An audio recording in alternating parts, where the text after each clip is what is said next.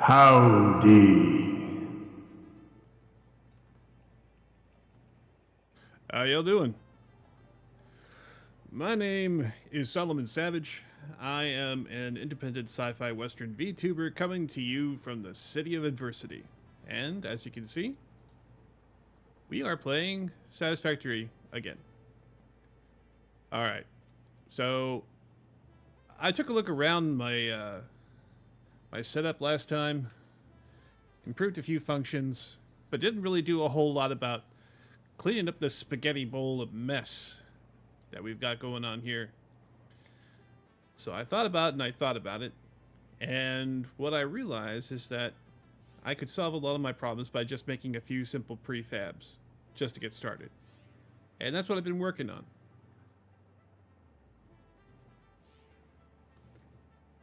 Pardon me while I enjoy a snack. And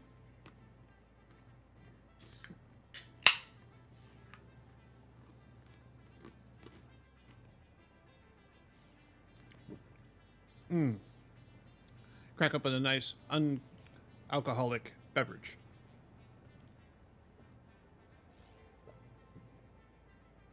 And hey, I want to thank all the people who stopped by last night. That was very kind of you. And those of you that spoke up in the chat, an even kinder thank you for all the follows. We are almost halfway to affiliate as far as our follows are concerned. So if you like what you saw and you want to see some more, maybe let your friends know so that we can take that further step. In any case, let's go ahead and have ourselves another little snack and we'll get started. Crunchy. All right.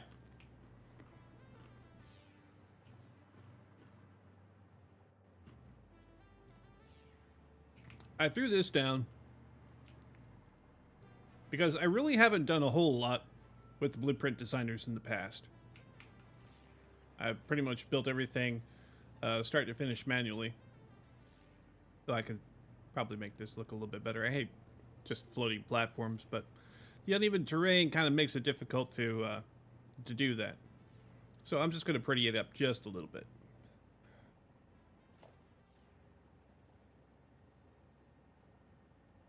Get that nice and centered. Well, not so much. Let's try that again. All right. Let's come down a little bit.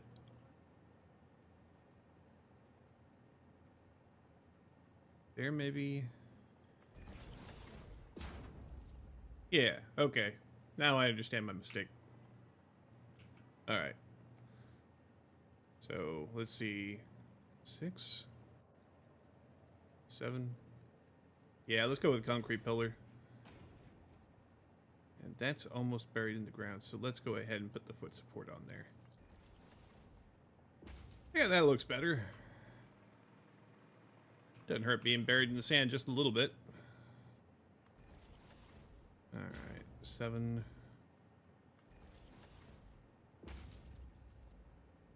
Yeah, that'll do fine too. Like that.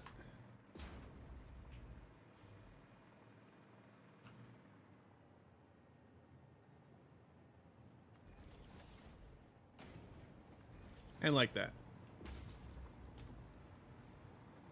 There. Now it looks like it's somewhat up to code, right? I suppose if I wanted to make it look symmetrical, I could have just raised it up another one of those foot things there. The pillar support. Big pillar support. But yeah, this is the Mark II, so it's got a 5x5 grid of things that I can place on it.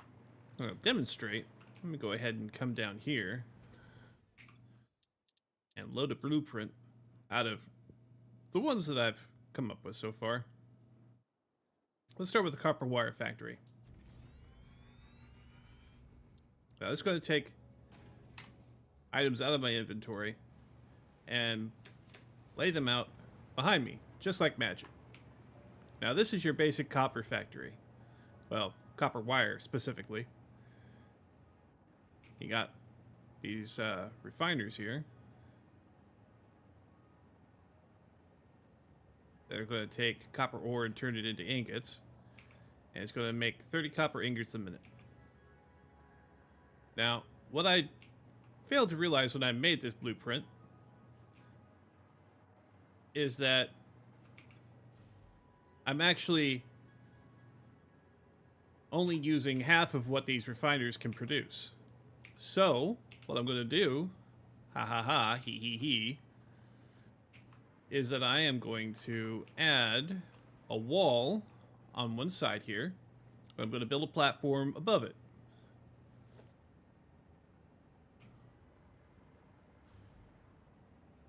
Now I can add a wall along all this side here, but I only need to do it for one specific section. And I'm going to zoop it up this high, so I have plenty of clearance.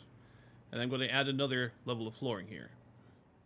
Now we can go up to 10 wall heights high within this structure.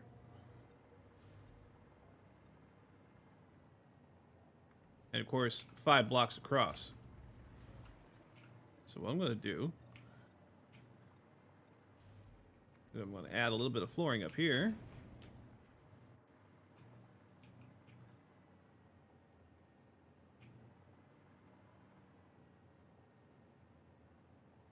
And here.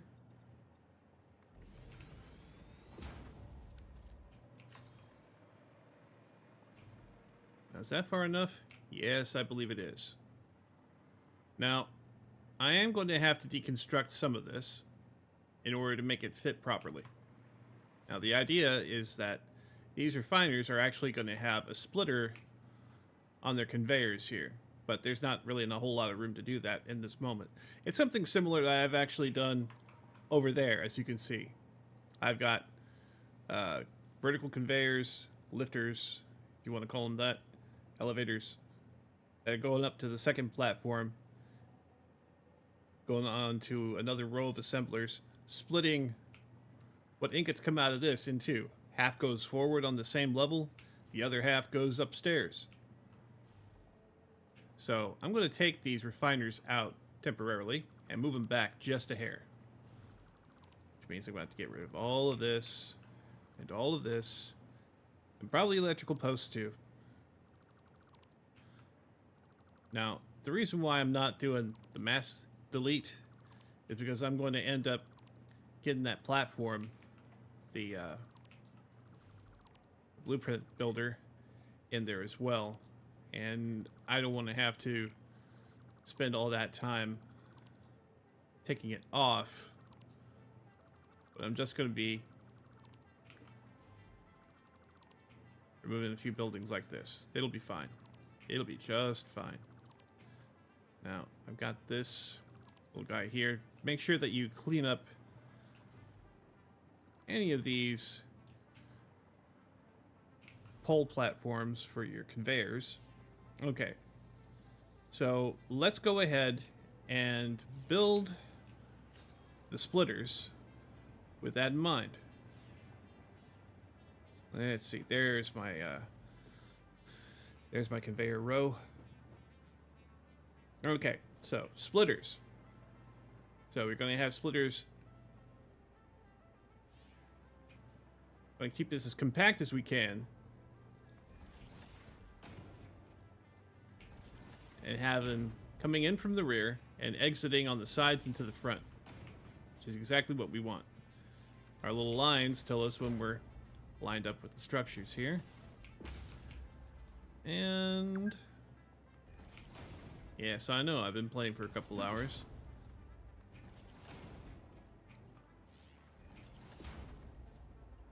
Alright. Now here comes the fun part.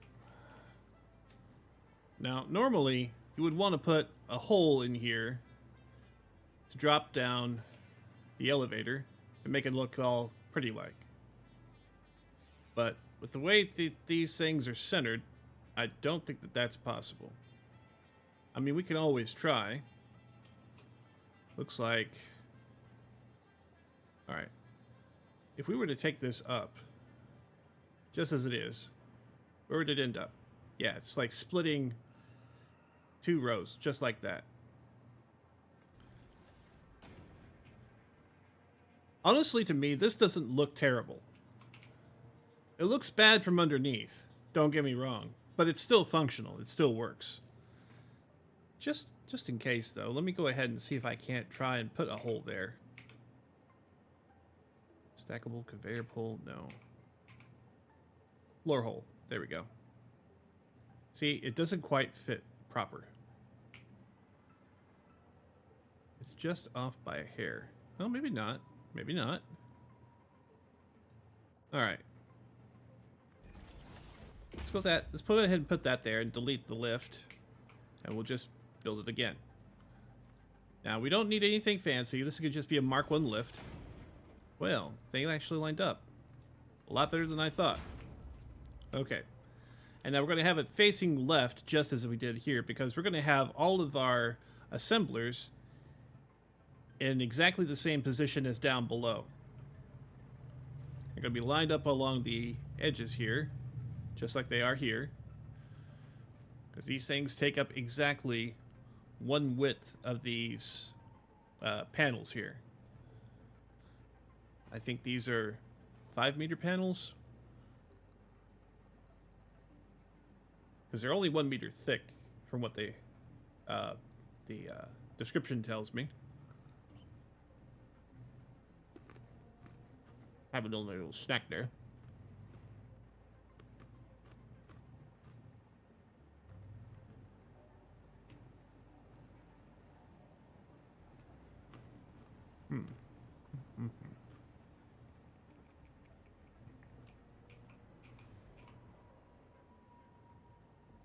As long as we line them up on these panels like so,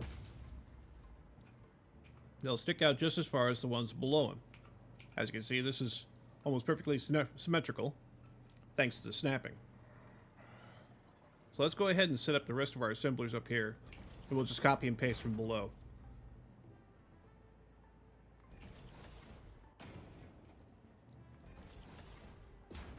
And you're going to ask yourself, Solomon, what is the point of all this? Why are you doing it like this? Well, the answer is simple. I'm trying to save myself work in the future. Alright, so let's go ahead and swap this out for a hole in the floor. Line it up with the one behind it.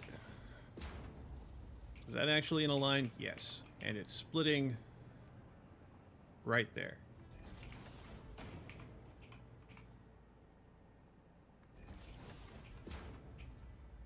Now this one's going to be hanging off the side, so I'm not sure that this is actually going to fit into the construction area at all.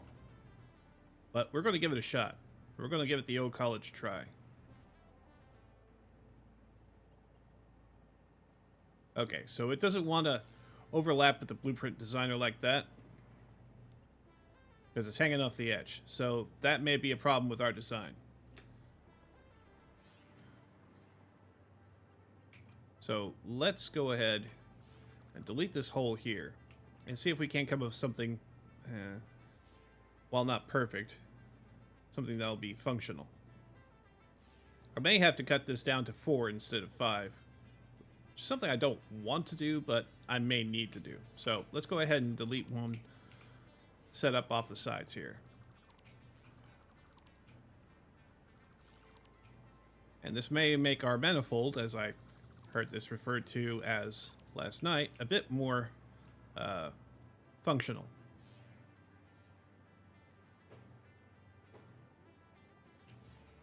Okay, so it comes out pretty much the same. Just deleting that off the end there will be just fine. This is going to be our exit point for our line. So we got to keep that in mind.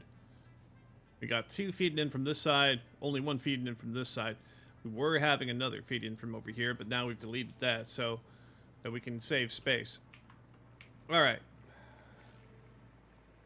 So let's go ahead and get the rest of our lifters set up.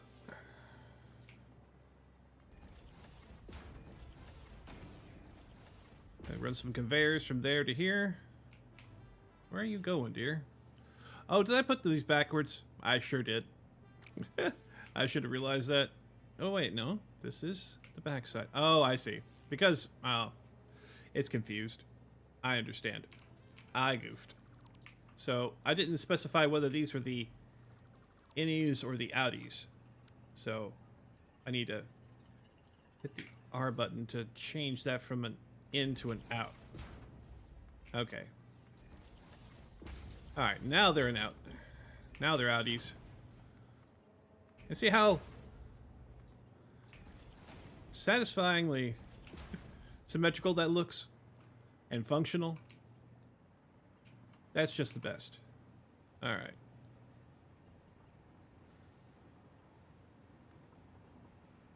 So we're going to have to connect that up in there. Connect that to there. And connect that to there. Alright. Now those splitters are functional. Let's go ahead and put the refineries back. The refiners.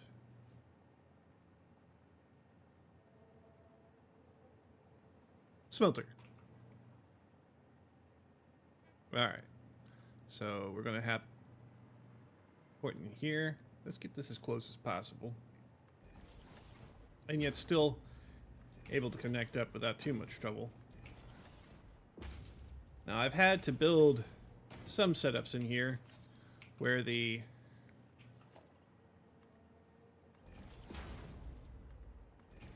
mergers, or splitters in this case, were so close to the output port of whatever machine that I had them connected up to, you could barely see the separation between them. So it was kind of hard to sneak in a conveyor belt in between them.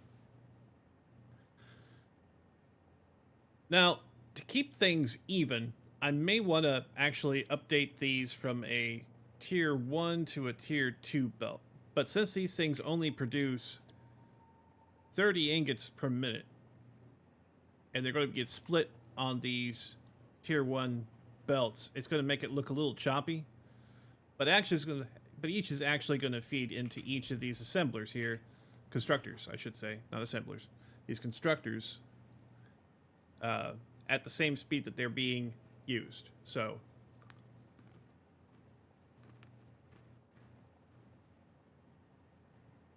I'm going to go ahead and copy this setting from this one. I'm just going to copy paste it to the ones up above. Let's Control V. Okay. And this guy, I'm going to copy him. I'm going to Control V for the rest of these smelters.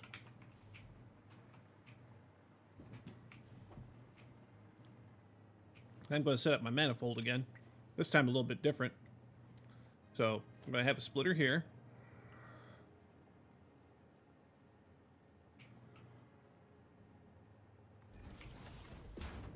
See how I'm talking about getting them so close that you can barely see in between them? That's what I'm talking about. Okay.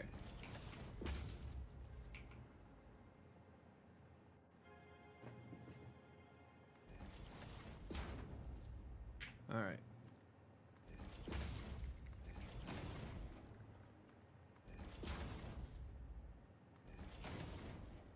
Now that looks a little bit uneven. But they actually both look pretty good. I did that on purpose just to see how they would look side by side. So I'm going to go ahead and move this one back just a hair. And delete these. There we go. Let's get them lined up together. And then we're going to run another one. Split off in this direction. Alright. That looks a little bit less the way I want it to look, but honestly, this is an efficient distance.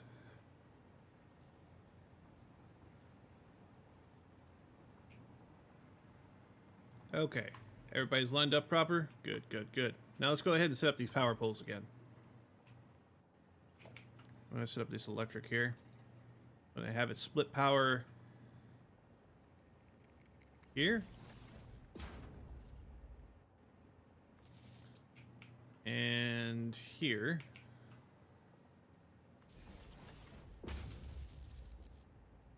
And have them connect up back here at the poles.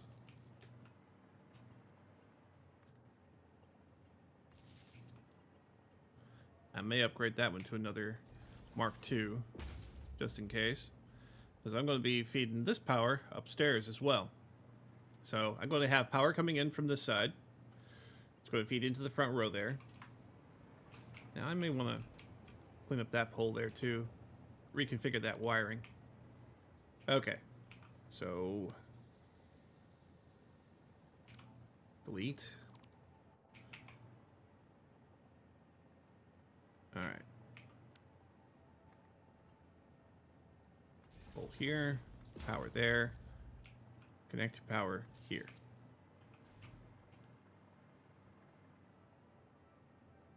Yeah, that looks a lot better.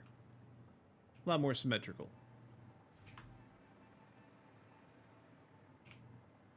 That is a good little setup there. All right.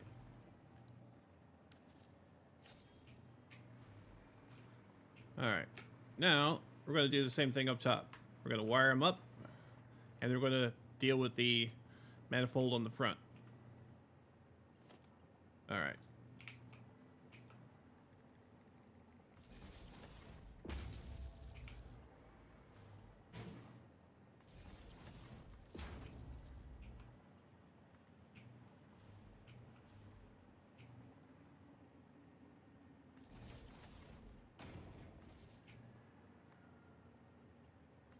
There, see? Everything's all wired up. And everything's all set up except for this manifold in the front. So let's go ahead and set that up, similar to what we got downstairs. Alright. Where'd you go? Where'd you go? Where'd you go? Where'd you go? There we go. Alright, not splitters, but conveyor mergers. So that one's going to go right. That one's going to go forward. That one's going to be left and left.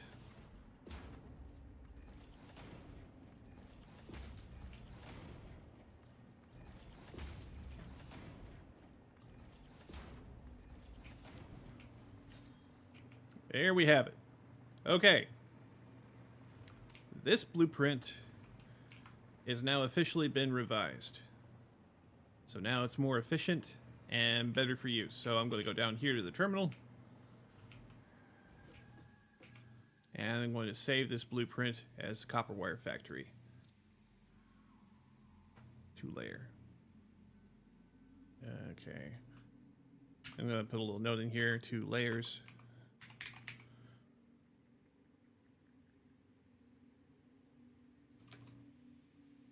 For smelters. 8 constructors.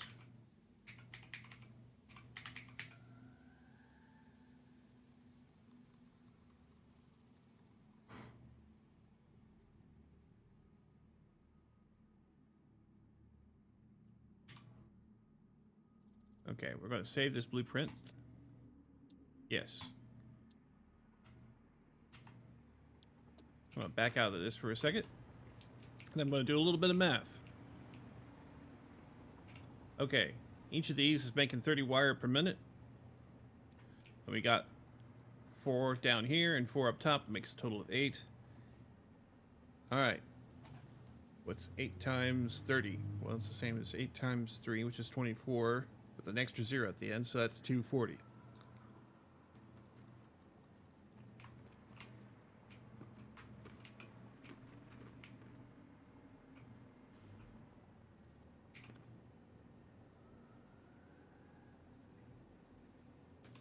Alright. 240 wire output. Let's save again.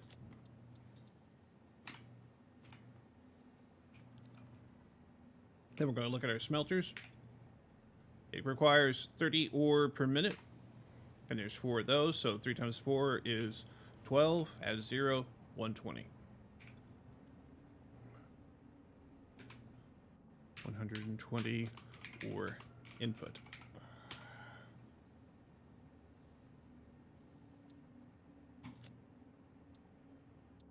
All right. It's official. That blueprint is made. Very cool.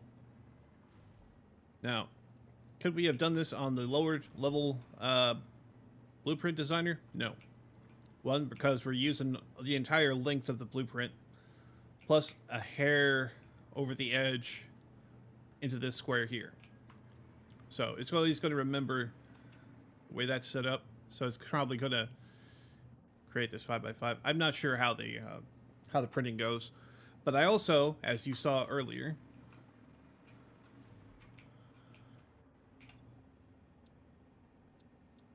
let's go ahead and clear the designer. Okay. And because we did that, all of our machines are gone. It was stored in the saved version, and all of our materials ended up in this little box right here. So we're just gonna take all of those and put them over here. I gotta learn the difference between store all and take all again. Like I said, the last time I played this before yesterday was at Christmas.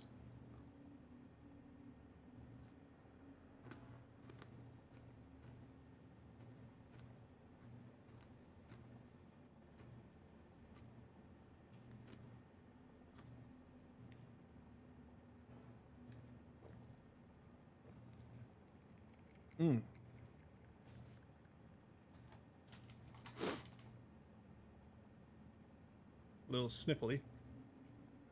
I assure you, I'm not sick. At least I'm pretty sure I'm not.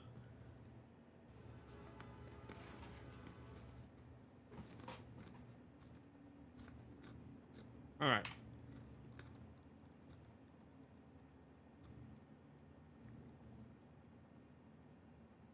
Like I said, I got a few other blueprints here.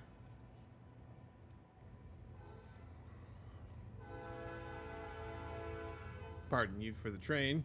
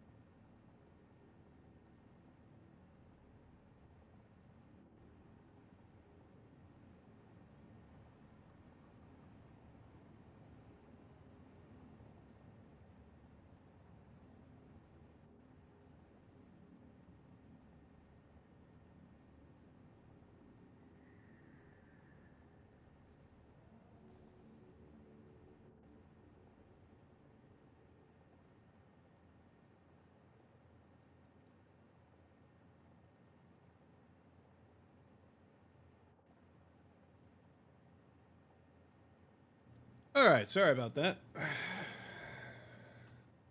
Got a little bit louder in the neighborhood than I cared for. At least for being on stream. Of course, it's annoying any time of day when they decide to roll by. So many trains lately. I guess it's good that freight's moving, but goodness. I wish there was an ordinance that forbade them from honking in town unless there was an actual emergency.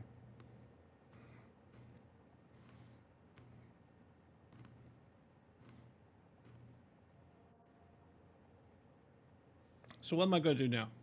So I got the copper wire set up.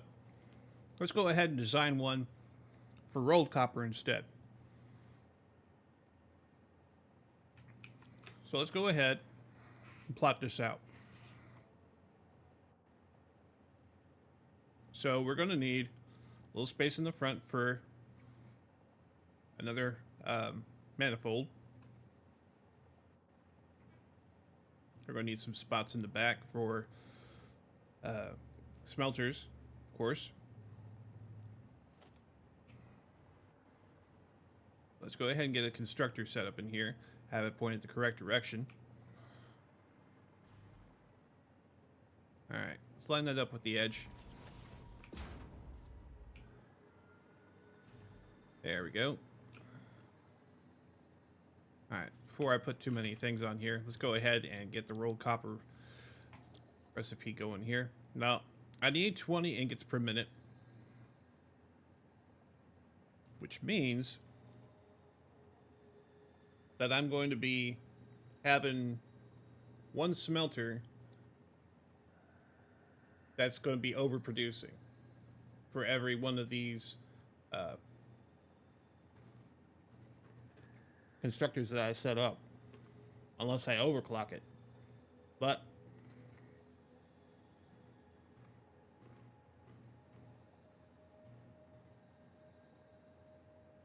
well, I went out at the end of last night's stream and I harvested a whole bunch of power shards here. I don't want to have to like use them willy-nilly unless I'm fine-tuning, because while they're slow, they are power efficient before you put the shards in. The more shards and the higher you got it tuned up, of course, the higher the power consumption is going to be, and it's not at the same scale. It's actually less efficient at higher power values. Or at least it has been in previous installments. I actually haven't checked the veracity of whether or not it scales properly between target rates, the more power shards you have in.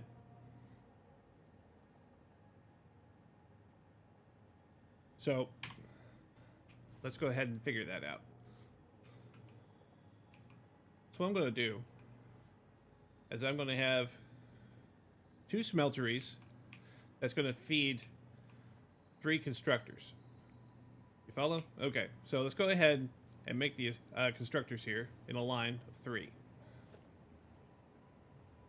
Alright, let's get these guys lined up proper. Go make this nice and compact as we can. So, 2 of these.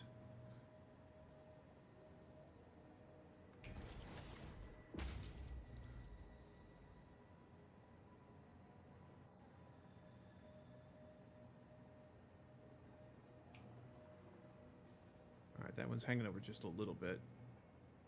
There we go. Okay.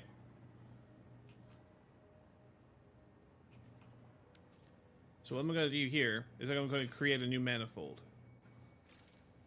A different kind of manifold from the one I had before, because I want it to go in evenly into all of these guys. So I'm going to have your standard output manifold with the splitter here.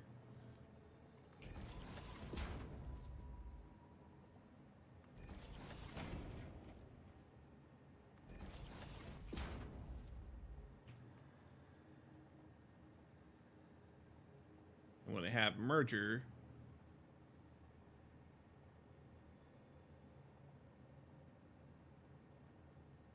here in the middle.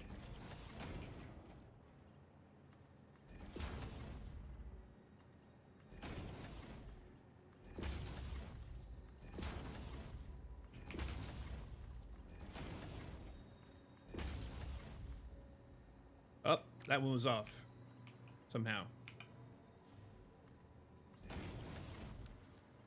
I don't know what was going on with that, but okay. Okay. So now each side's going to feed out of here at the same rate. Now, once again, I may put a tier 2 in between this merger and that splitter. So let's go ahead and do that. Get in real close so we can aim it in there. Cool. All right. So now that's set up. That's your basic setup for rolled copper. It's balanced, and it should feed everybody equally, which is the goal. All right. So let's go ahead and set up these for copper. Copy and paste. All right, that's already set up for rolled. Copy, paste, paste. Just make sure that's in there. All right, now we'll go ahead and wire it up.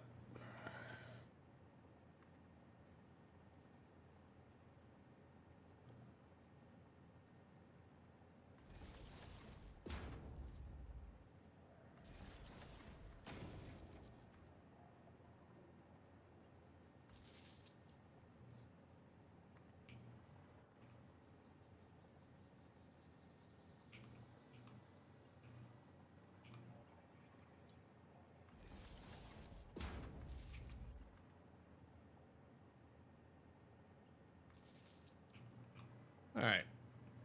That looks somewhat square, yes? All right. And we're going to have both of these fading off a single line over here. So we'll go ahead and put a splitter in here. Feeding in off the back.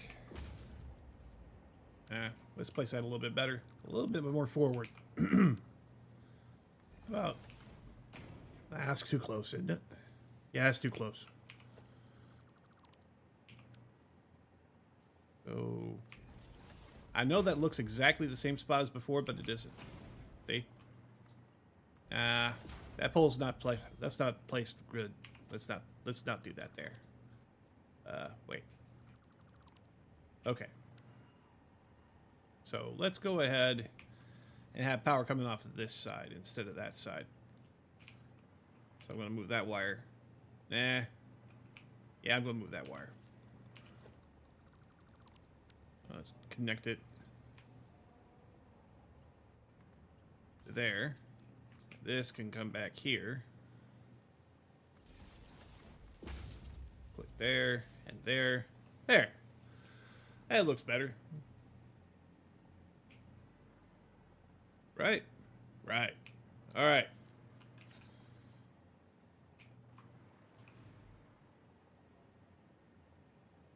Okay. That ought to do it.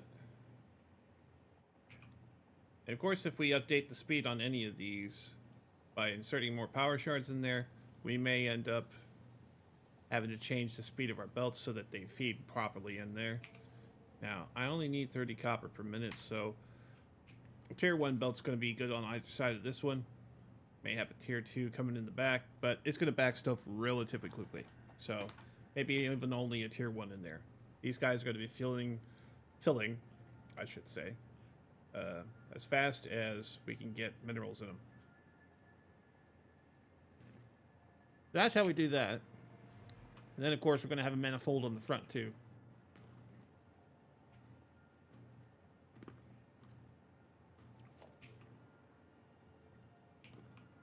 Now, we can do this either as a single merger,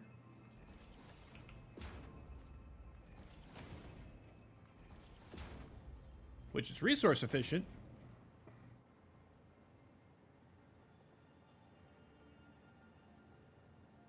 or we can have it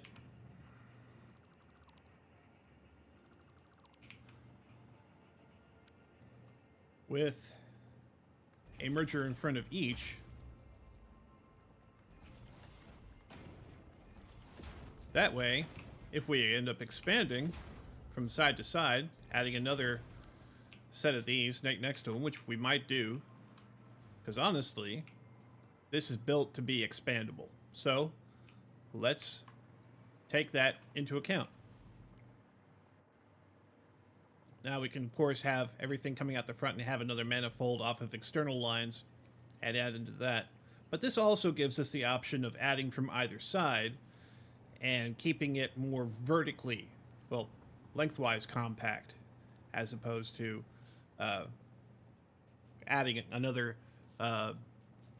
manifold on the front. And we can just speed up the belts that are feeding into this central output. Alright, you follow with that? Cool. So let's go ahead and put this one in the bag as completed. Okay, so this is Roll of Copper Factory.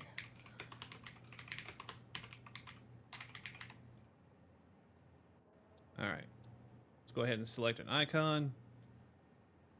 Rolled. C-O-P-P-E-R. Okay. Here we go. Copper sheet. I call it rolled copper, but you know, it's on a roll. It's a sheet, but it's rolled up, so it's rolled copper. Color's fine. Name's fine. Let's go ahead and save the blueprint. Alright. Let me go ahead and tally up how much this is going to require. So this requires 30 ore per minute, 2 smelters, that's 60 input. Okay. 60 ore input.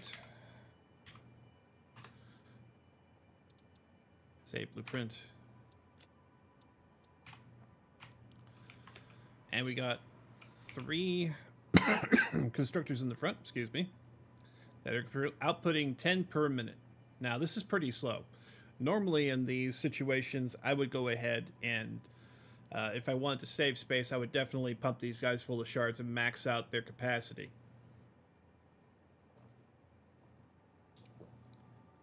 And now it'll take us from 10 per constructor to 25 per constructor, which gives us, in this entire setup, a total of 75 instead of 30. That's a pretty significant jump. But like I said, power hungry. And we've got all of this space.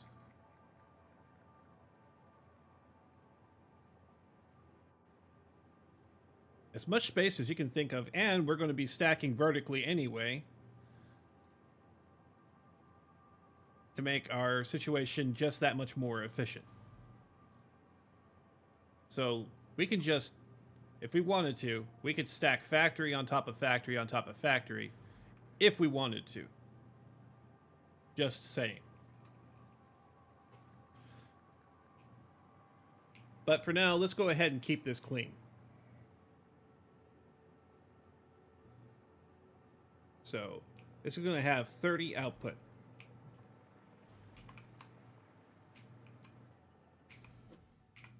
All right. 30 copper sheet output. And you know, it'd probably be better if I just put these on separate lines. That way I can keep track of everything that much easier. Let's go ahead and see how many there are. 2 smelteries. 3 constructors.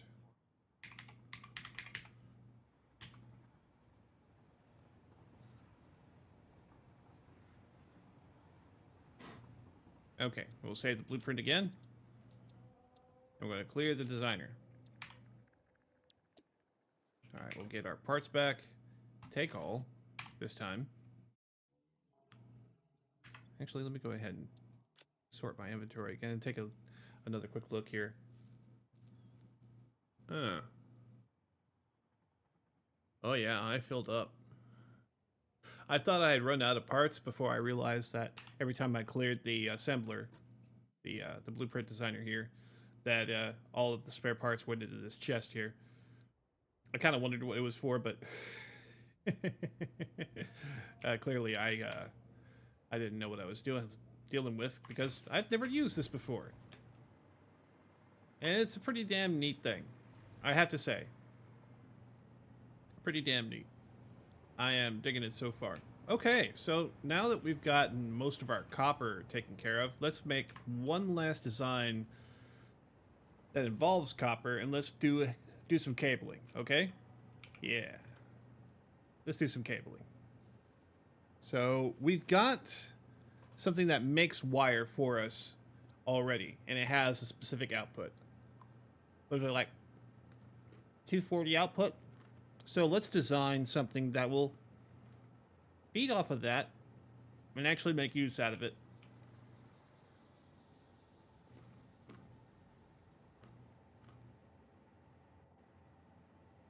So let's go ahead and do that.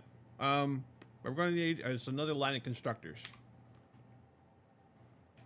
So let's go ahead and get a constructor line going on here. We'll line it up with the side. We'll leave some space back here for a manifold if we need it. About half of a grid square. Okay, so we want cable. And for cable, we need 2 wire per craft, but we need 60 wire total. Now, given what we just made, we have, I believe it's 30 wire being made per each constructor on the previous one, correct? So what this means is that each of these constructors is going to be needed to feed off of 2 constructors from the previous wire build. With me so far? Alright. So, what we're going to do is we're going to double layer this again. Maybe.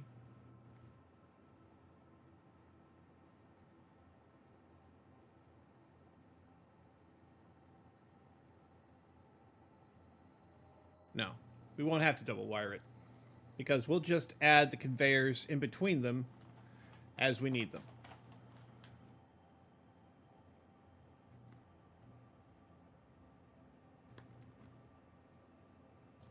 So we'll treat this. All right, we had everything coming out of a single output, correct? Yes. So let's take that into account.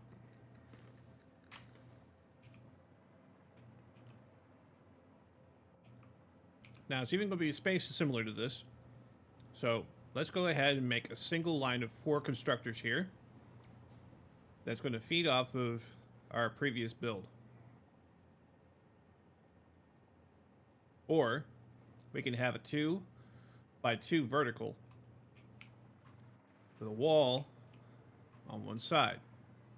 I'm going to do it on the inside because I just feel like doing it that way. I don't like having walls clipping in with our structures, so let's go ahead and do it that way. Constructor 4. Okay, that matches up. Let's go ahead and throw a wall up.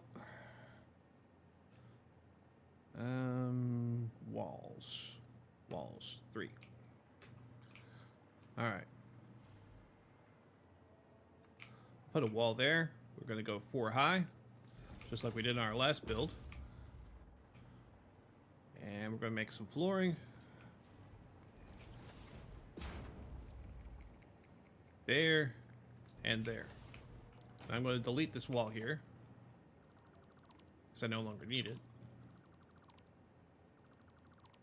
Now we can pretty it up afterwards, but this is just purely to be functional.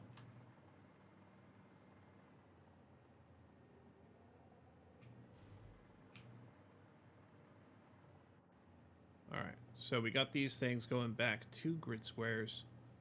That lines up right about there. So let's go back to get our constructor. Put it on the edge there.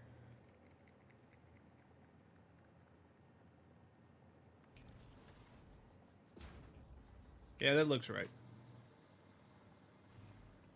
Just kind of highballing it there. No, get back on that edge there. Thank you.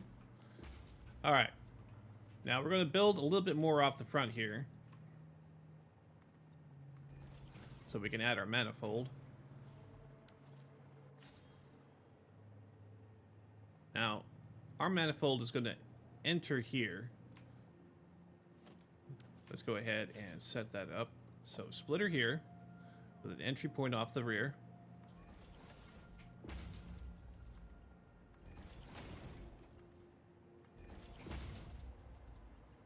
So that's going to work real nice. All right, let's go ahead and copy and paste our settings here. Copy, paste. Paste, paste. All right, we'll set up another manifold on the bottom. All right, and 5.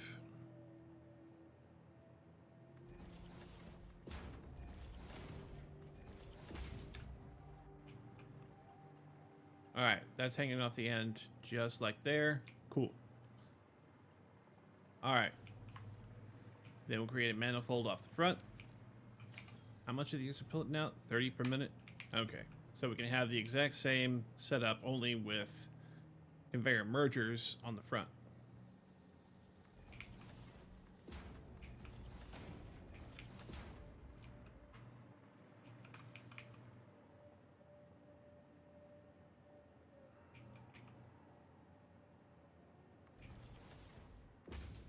Making sure that the merger output is pointing towards the front. You can tell which one's the receiver and which one's the output. The receiver's got these little vertical lines here. The output's got this wedge in the front. That way you always know visually which side it is. And of course you got the little arrows when you're constructing it. Alright, now let's set up power.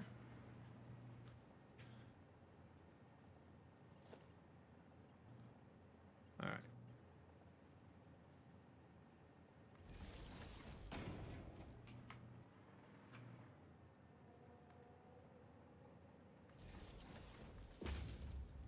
There. Now you just tie on power however we want to.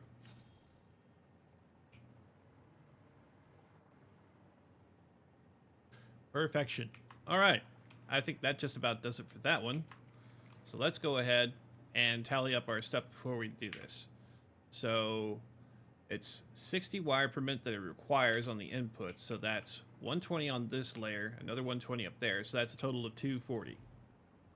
Hey, would you look at that? The math adds up. So 240 input with 30 coming out per, so that's 120 coming out. So let's go ahead and note that down. Okay. 240 wire input. 120 cable output.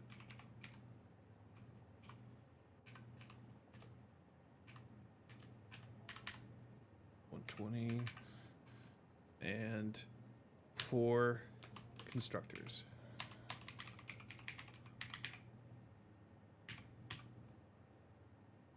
And this is Cable Factory.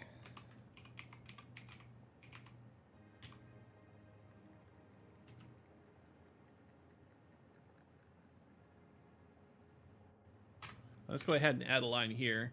Requires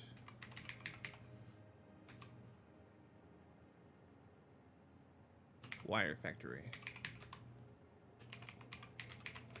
blueprint.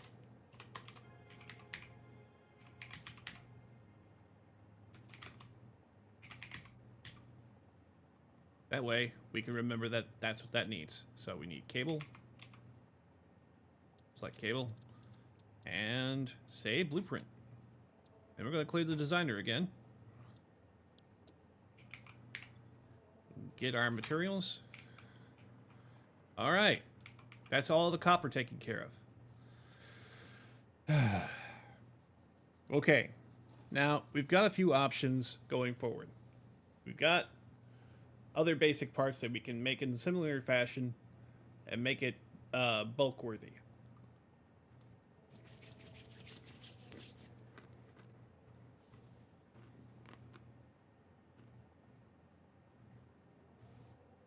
Now, I can make an iron plate factory and an iron rod factory. And we can finish up the most basic parts. Make blueprints for those. Or I can skip ahead to steel and see where that leads us. But I know for certain that if I'm going to be making a bolt factory, I guess they call them screws, right? Screw? Yeah, screws. If I want to make a screw factory, I'm going to be using the steel beam recipe rather than the plate or rod recipe.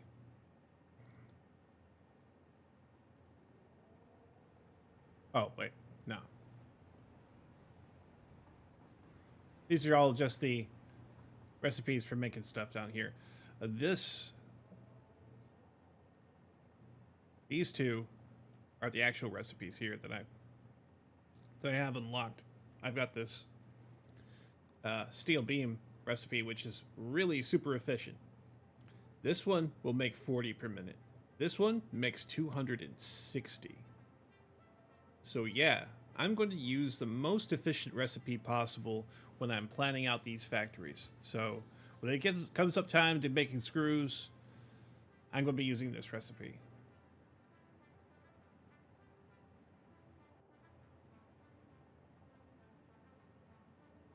Alright, bolted frames, rebar guns,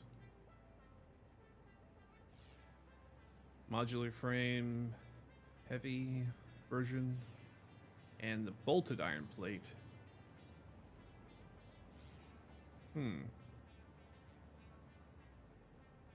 So how's that different? Oh, that's far... Is that far more efficient? It's 1.5 per... No, wait. 5 per minute versus 15. So let's go ahead and look at that reinforced plate recipe. Here we go. Here. This is also the more efficient recipe. Bolted iron plate. So that's going to make 18. It's going to take 18 plates and 50 screws to make 3 reinforced iron plates every 15 minutes. So I'm going to need to keep that in mind while I'm making these factories, because this is the thing that I'm going to be leading into. So I have to keep that in mind as I go forward, which I know is a pain in the ass. It's a lot of things to keep in your head all at once. And like I said, if you want a game that's going to keep you so busy you can't think about anything else, like want a good distraction from life, this is the way to do it. If you want like head empty forever, there are other games for that. But if you want yourself to exercise your mind without worrying about anything external, this is going to take all of your faculties.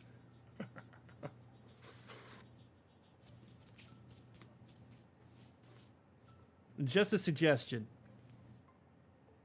And to be fair, I could maybe say that there are other games that are like this, but at least in its current state, it's feature complete.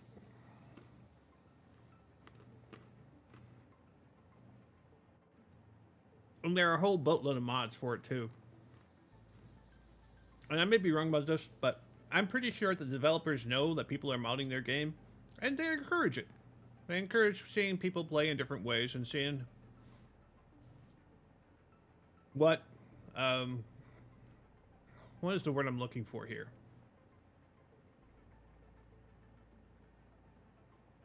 What features they could add that would be encouraging to their player base, or what quality of life enhancements that they can make to their game. That was the particular phrase I was looking for, quality of life.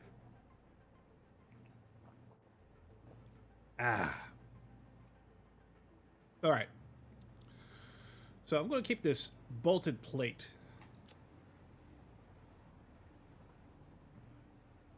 as something that I need. And I'm going to need to edit my to-do list here. Let's go ahead and get rid of these adaptive control units, the assembler directory system, because I've already done that. What do I need? 3 reinforced iron plates. I don't. Oh, I see. That's the recipe. Okay. Okay. So now that's the only thing I'm worried about. Okay. Let's go ahead and make a start on this plate making factory. So let's go ahead and let's start with the smelteries, of course.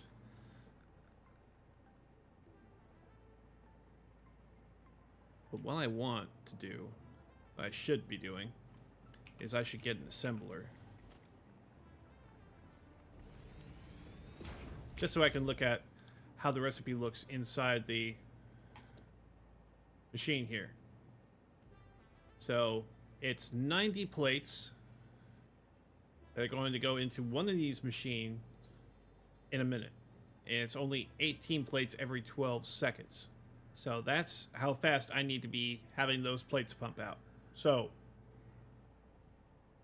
250 screws, we could do that with a single factory.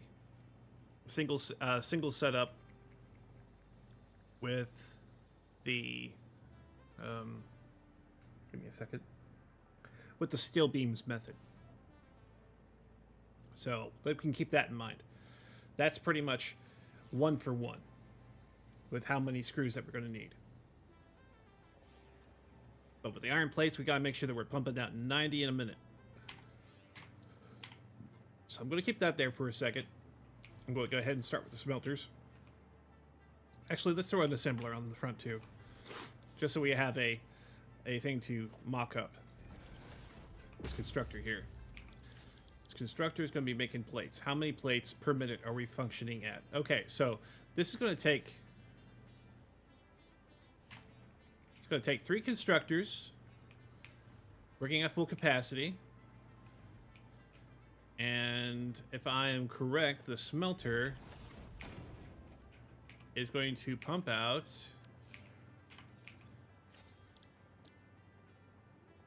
30 ingots every minute. And this is a 1-to-1. No, it's a 3-to-2. So it's going to pump out 20 plates per minute. So we got to somehow make it up to 90. And the only way I know to do that is to make it a 5 across. And we can either tune it down, or we can just leave it to back stuff. So let's go ahead and get rid of all these, now that we have our numbers in our head. Okay. I can actually leave myself a note here. Give me a second. Let's see. Add source. Text.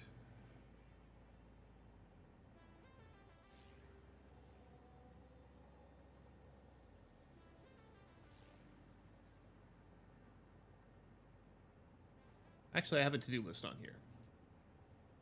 Where's my to-do list? There it is. Okay, let's go ahead and alter this. Properties. Okay. Alright, to-do list. Alright, so we need 90 plates. Output.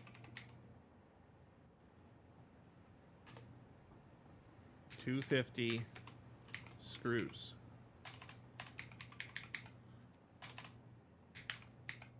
Output. There, that makes it simple, right? All right, that should be easy enough to read. Let's go ahead and get going. All right, so let's go ahead and set up our five constructors, 5 smelters. So let's start with the constructors. Let's go ahead and make sure that we got enough room back here. And since these are our widest machine, these are going to set the spacing for everything else.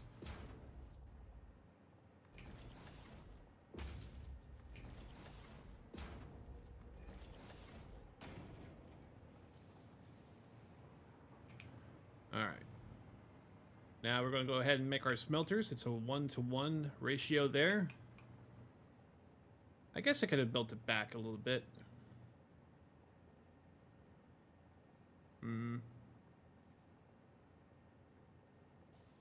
Well, that's just going to leave a whole lot more room for the, what you call it? Manifold. So these guys are going to be 1-for-1.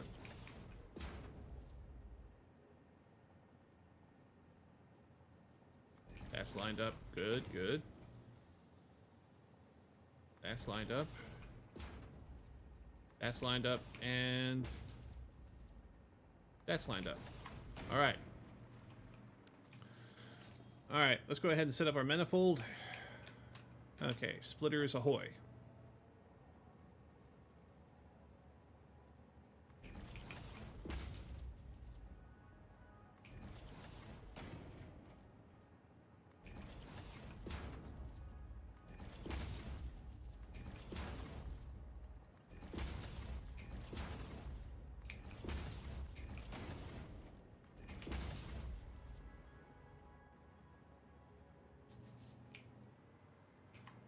All right, good, good, good. Now we're going to head and put those in there like so.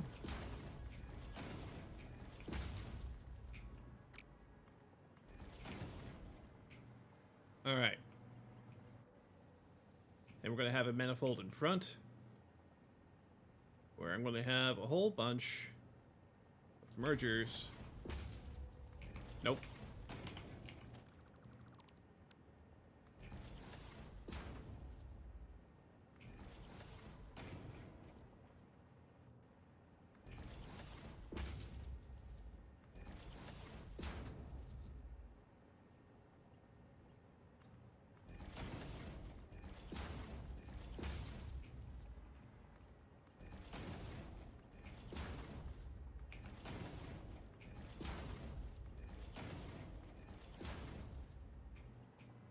All right. So at least on the front end, it'll be close to the edge of the blueprint. All right. Let's go ahead and set these up. Go ahead to set these up for iron. Copy and paste. No, wait. Copy, paste, paste, paste, paste. Set this one up for iron plate. Copy, paste, paste, paste, paste. And we're going to set up the wiring. All right. So I'll go ahead and set up a pole here.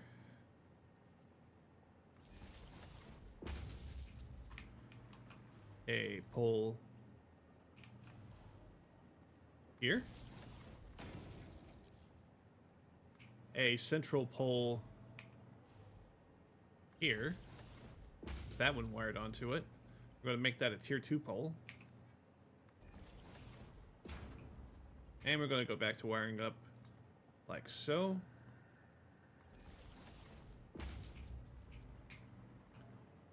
And like so.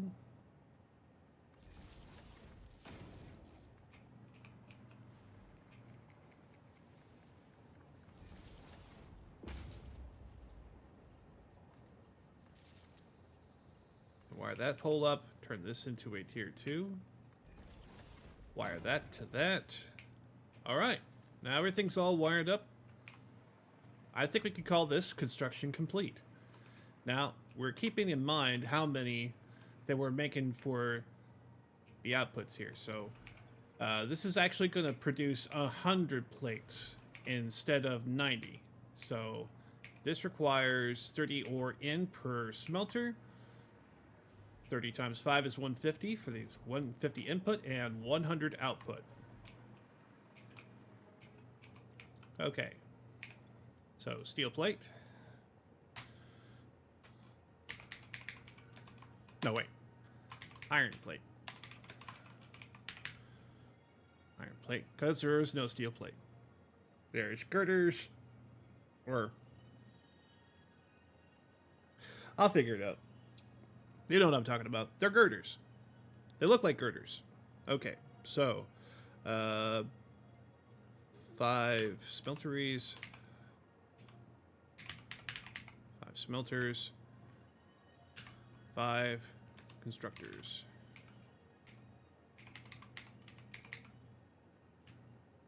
And let's go ahead and put that in lowercase, because I am OCD like that. So 150 ore input,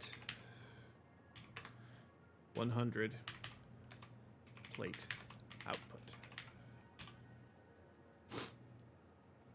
And we're going to go ahead and put plate. All right, select icon, save blueprint. Okay.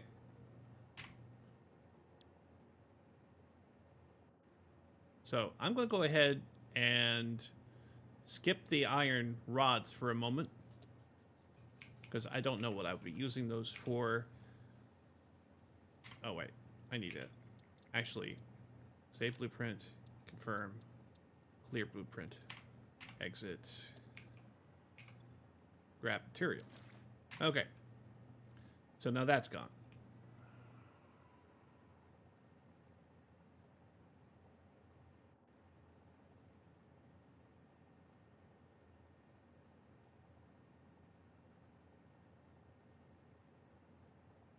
Actually, let's go ahead and load that one back.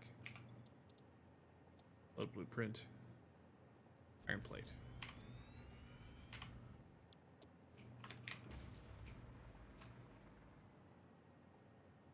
Okay.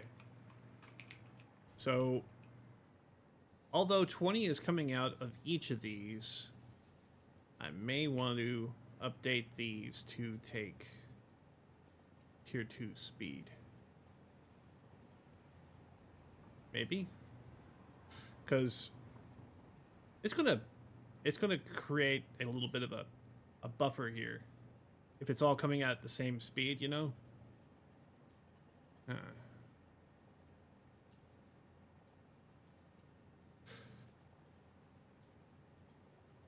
You know, we'll stick with it for now.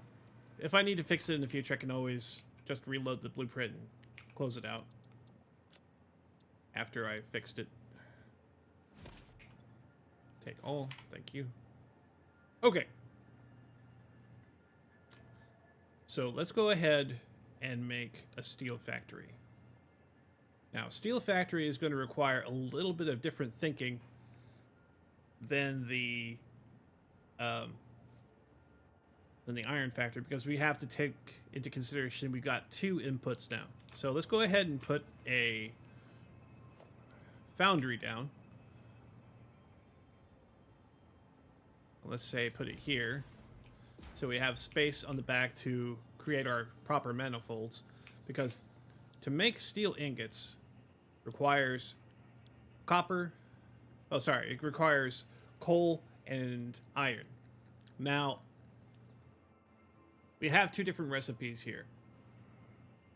So we have the solid steel ingot, and we have the regular steel ingot. Now, this creates 3 steel ingots every 4 seconds. So you can see we can have an output of 45 steel per minute. But if we use the alternate recipe, we can have a 60 output. But we have different inputs here. So what we're actually going to do is that we may have to make a steel ingot factory before we can think about making the other one. Well, you'll understand here in a second. Because we're going to run out of room, is what I'm saying. I can only put so many machines within a 25 square space here. So, let's go ahead and get rid of the foundry.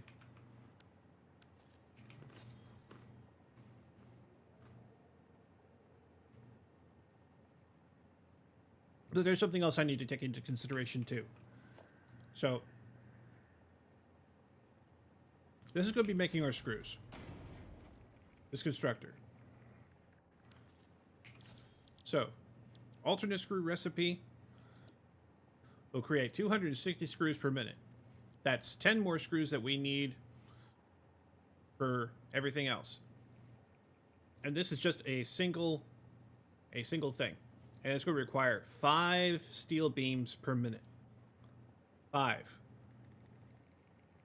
going to say that again, 5. So, how many steel beams do we need?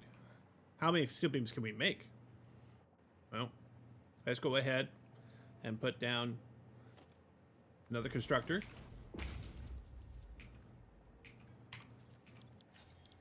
And take a look at steel beams. Now this outputs 15 per minute.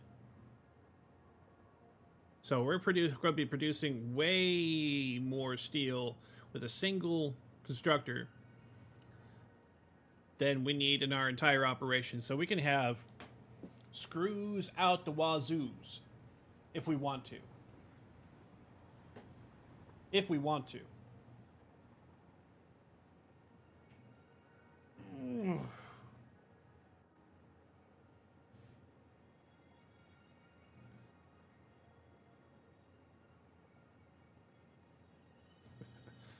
So, yeah, that's something that we can look into. We can also reduce its production rate to 5 if we wanted to, or we can just type it in here, 5.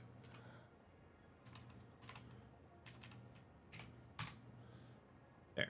And turn it down to 1/3. And it'll produce 5 steel beams a minute. And that'll also reduce how many inputs that we need for steel ingots.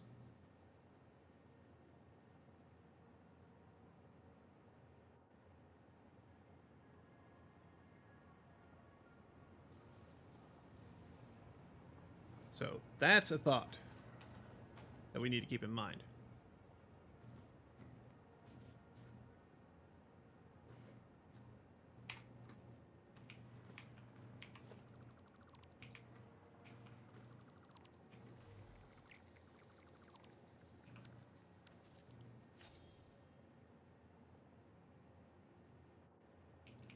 Now, how many ingots can this make? 60, I said?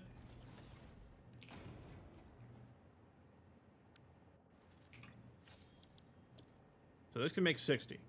But it requires iron ingots and coal at 40 per minute of each.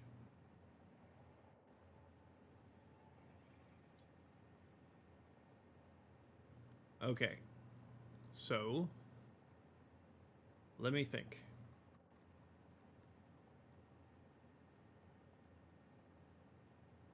$40 ingots, 40 coal.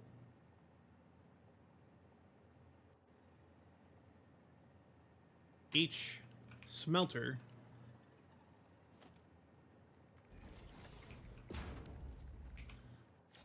creates 30 ingots per minute, so we're going to need at least 2 smelters or one that's been upgraded with a single power shard.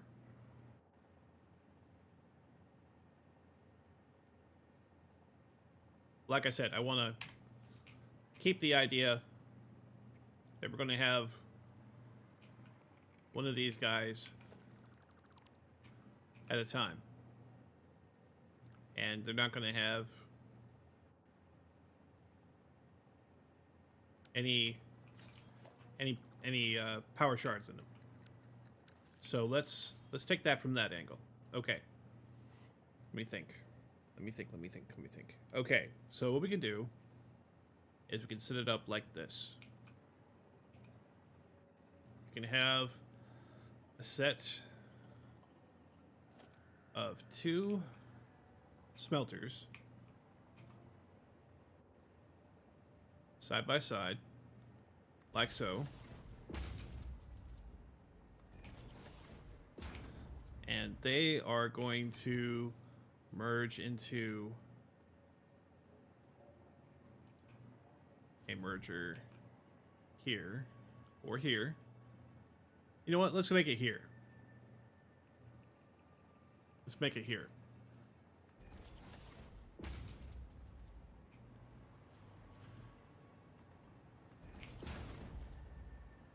Oh, crap. I forgot to turn the merger. My silly mistake. All right. Right there. Let's make it nice and compact, shall we? All right. And then we're going to have our foundry. pull it in like this. No, wait. Let's think about this. Let's think about this. Make a single line. Yeah, okay. Let's do that like we were doing it. Alright. So I wanted to make this efficient, and I do want to make this efficient.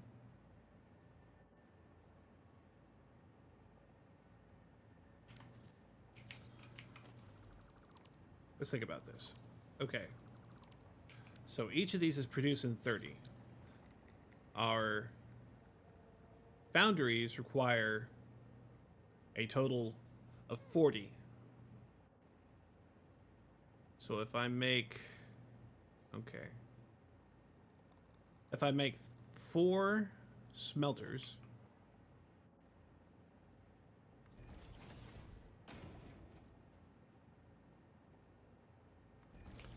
and put them side by side like this,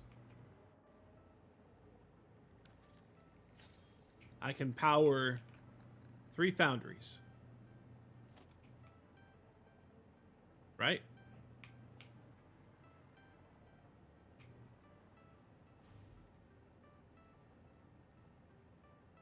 Alright, that should be enough for the... Alright. That's enough for spacing's purposes. Alright. Let's see if I can't make a manifold here. Okay. So I'm going to take these 4. I'm going to merge them.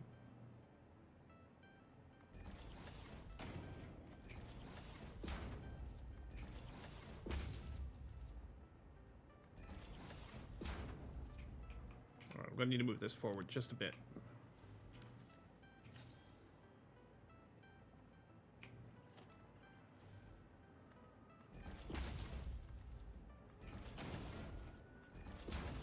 Ah.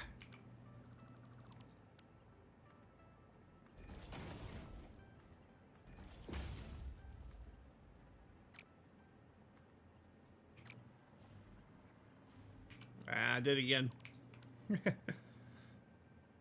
One of the hazards of getting things so compact together. Alright.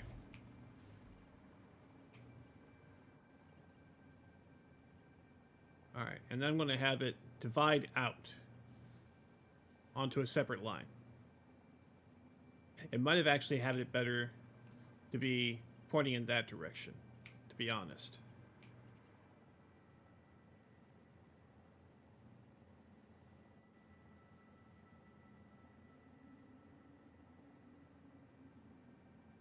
Okay, 30 output. Let's put us at a tier 2 by here, anyway. So let's actually reorganize that just a hair.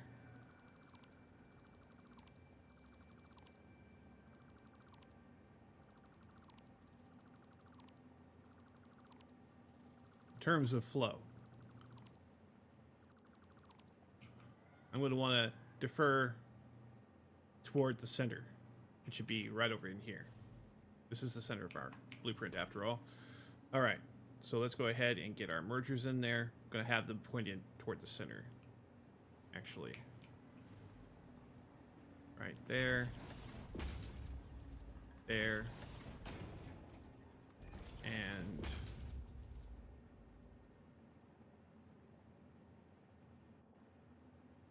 there.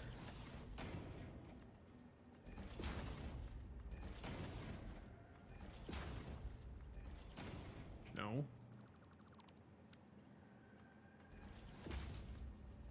That to there will be fine as tier 1. Past here, it's going to need to be tier 2 by default. Alright.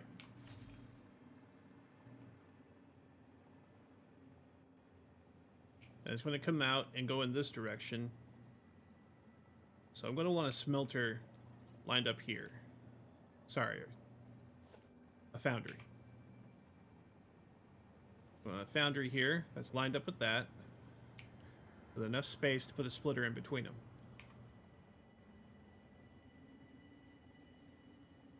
I'm going to show you what I'm going to do here in a second. All right. So go ahead and get another foundry over here. I'm going to keep it tight. Nope.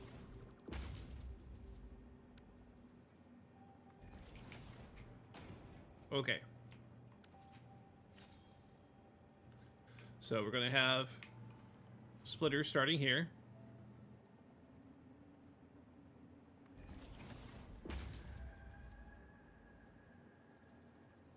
Input to one side, flip it around, input to the outside. All right. So we're going to have our iron bars going in on the left-hand side of our foundries here. Bars there, and bars there.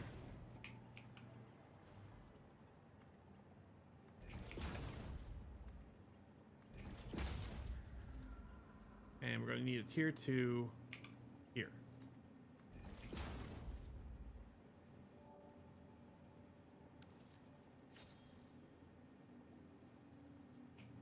Because by the time we get all of these guys running out, there's going to be 120 bars making their way out of these things.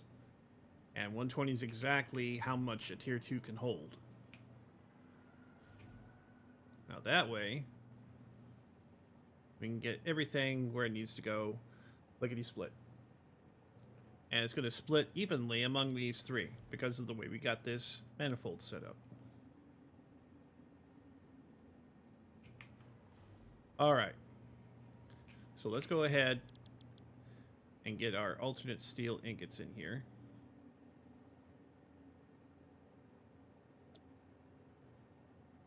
All right, we're going to copy. We're going to paste. Paste. And you guys are going to be at iron ingots. Copy. Paste. Paste. Paste. Up. Did I find a blind spot in my no, I just turned off my just turned off my flight temporarily. Okay. So let's go ahead and set up some splitters here. All right.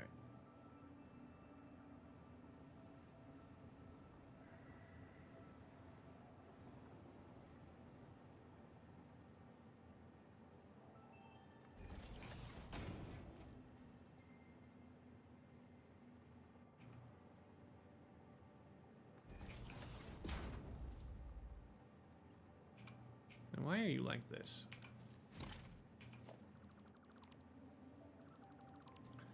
Okay. Splitters. That. I like that.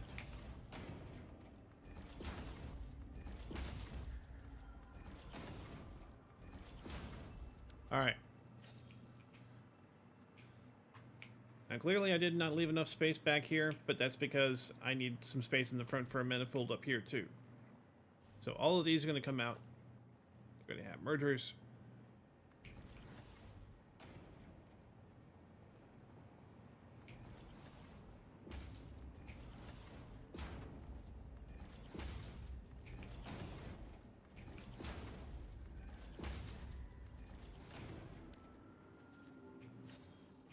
All right.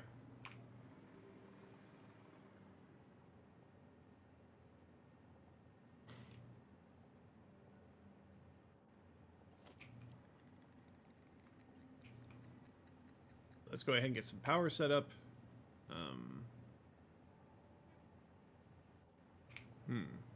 Where will I want to put my power at?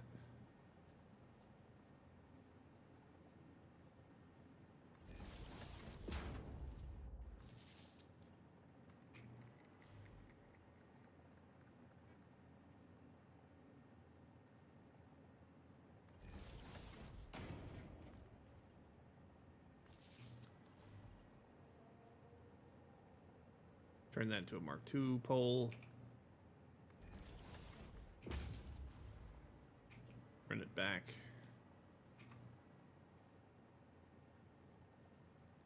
To here-ish. All right.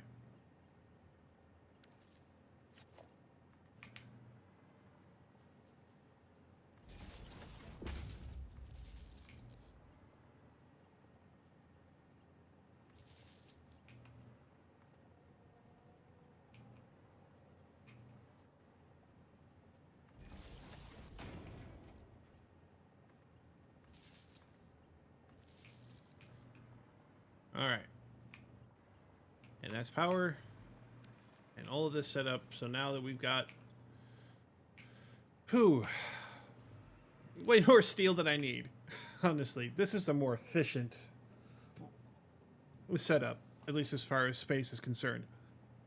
But I'm going to make the other one in mind now that I got this set up.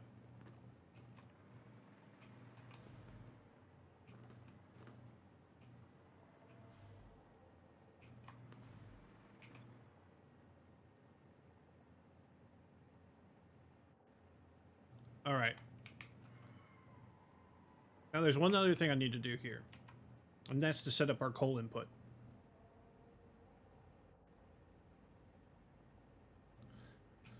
So now we've got all this space here. We got a nice straight line that comes all the way back to the back here. So that's going to be where our coal gets introduced. So let's go ahead and like say, I'll figure it out here in a second. Give me just a moment. This is going to be simply a bunch of tier 1 lifters with splitters attached, pointed similarly to the splitters below. And they're going to connect up here to this central one. I'm going to have that pointed at the ground and going back.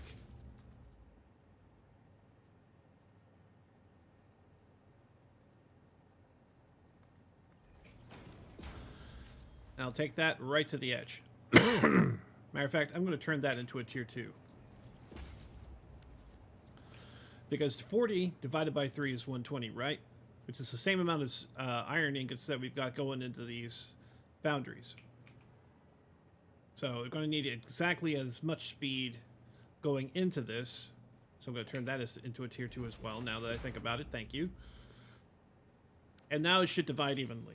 And you shouldn't have any slowdowns. Everything's going to go where it needs to go pronto. And that's what we're going to call it for this particular build. Let's go ahead and say efficient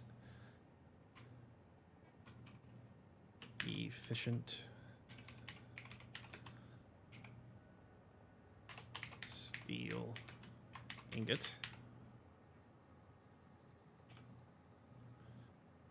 And down here in the description, we're going to put, let's see now, it's 60 out per, so it's 180 steel ingot output. Now it requires 120 coal input.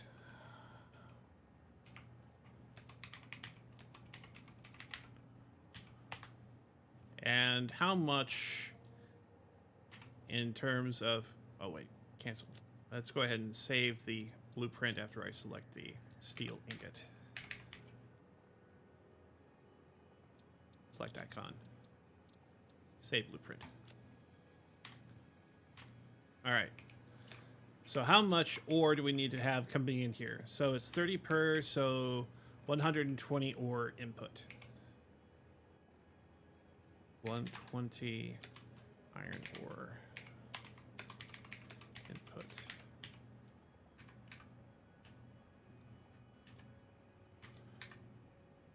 Four smelters.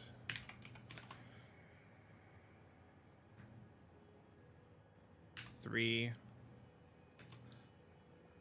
foundries.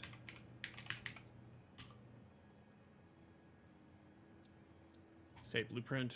Confirm. All right, I'm going to take another look at this. Make sure that I've got this all set up proper. All right.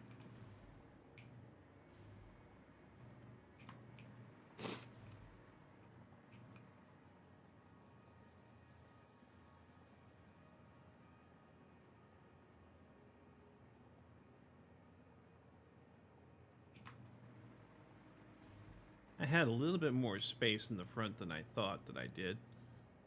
But I think this is compact enough. It's going to have to do. I'll fix whatever this is in post. It would be nice if I can just select and move this around the way I would like to, but we're just going to have to deal with it as it is, because I'm not going to tear this all down and then reconstruct it so that it's just a few feet further forward. So let's go ahead and call this here. All right. All right. Let's clear the designer. Get our parts back. How is it that I'm ending up with more parts than I need? Is it pulling from... Hold on. Let me go ahead and throw some of these over here. So I don't need as many of these as I've got. Let me go ahead and sort this again properly.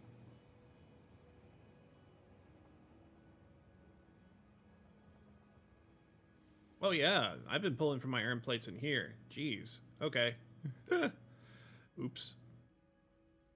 Let's go ahead and put that in there too.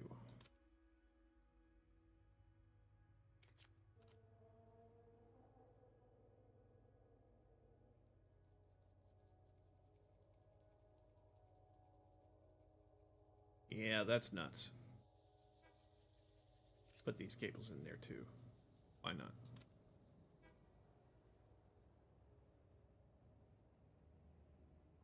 I like to make sure that before I'm starting on constructing anything that I've got my dimensional depot filled up with the particular parts that I need before I start loading up my inventory, because inevitably I'm going to need to tear down something and then put it back together. And it's always nice to have additional space in here.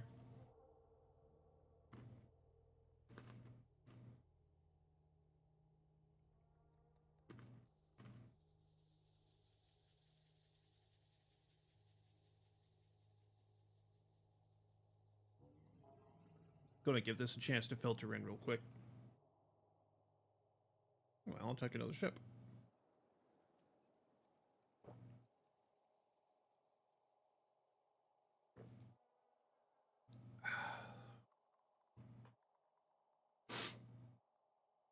I should have named this stream Blueprint Bonanza or something like it.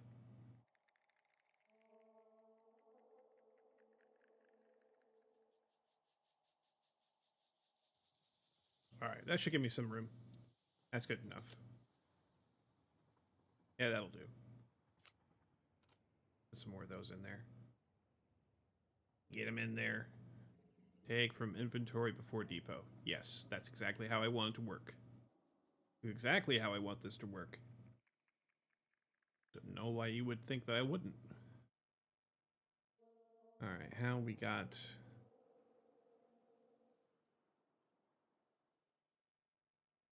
All of these are full up. How did I end up with some automated wiring in my hand? I will never know. Pardon me. Okay.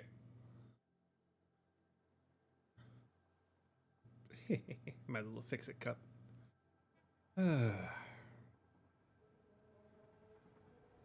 Okay. Yeah, that's enough gawking at that for now.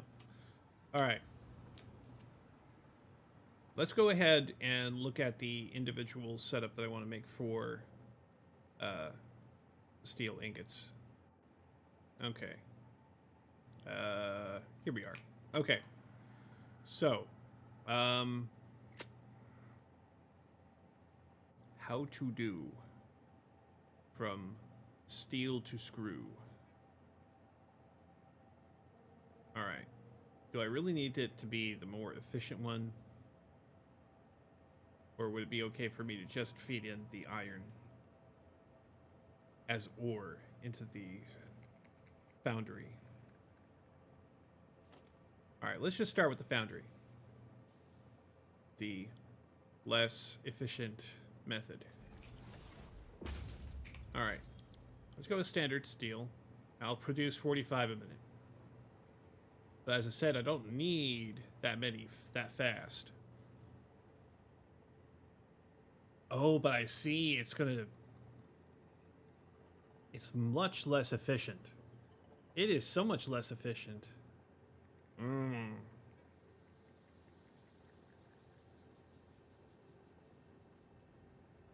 Okay. Let me think this through. Let me think this through.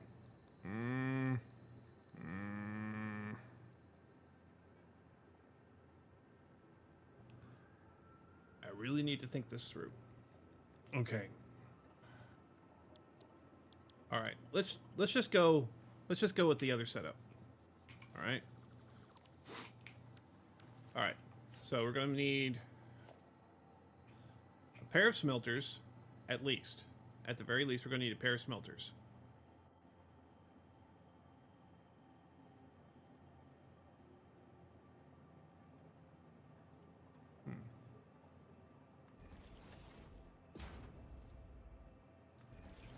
All right. Pair of smelters into a foundry.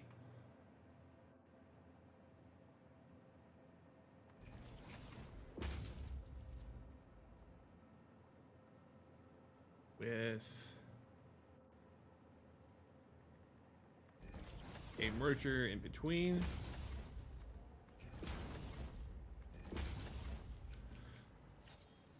Tier 1 conveyor is going to be enough to get what I need to into this. Alternate steel. Okay. Okay, alternate steel into a... Goodness. Into a constructor. Have that lined up and as close as possible. Okay.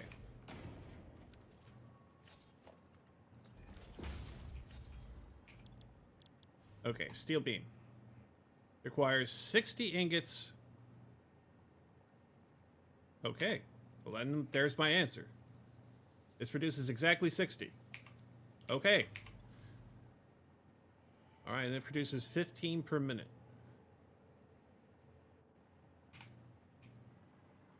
Alright. Let's go ahead and get a splitter in here. Input from the rear. Split. Split. And we're going to have a single input here. Going to the back.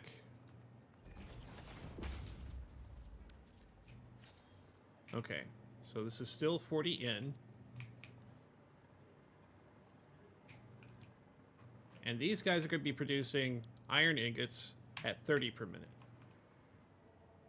So copy, paste. Now I can turn them down if I want to, but I'm okay with having them back stuff. And since these guys will be producing 30 a minute, there'll be plenty of space on this belt on the front end because it's still moving 60 a minute at the minimum. And this is making steel beams. That's great. Okay. So 60 ore, 40 coal equals 15 beams.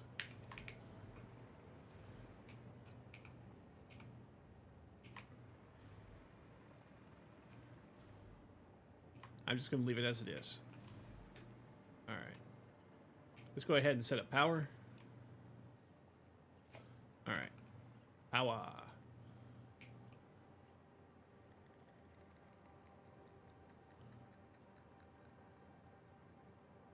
Actually, let's have it go here.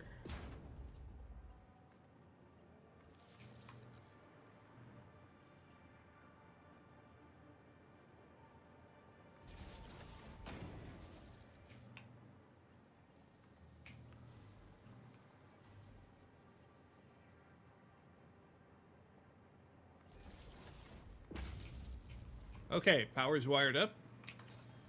All right.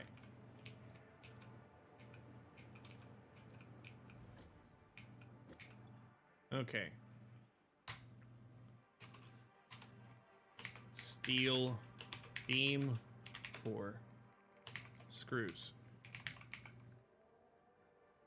All right. 2 smelters, 1 foundry, 1 constructor.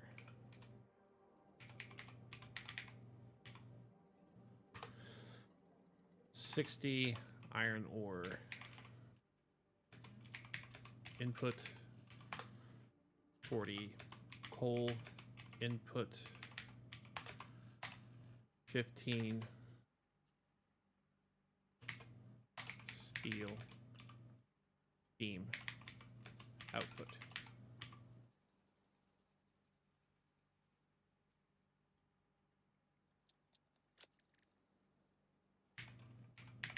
Steel beam. Select icon. Say blueprint. Okay. Clear blueprint designer. Get our parts back. Take all. All right. Now we're going to need to figure out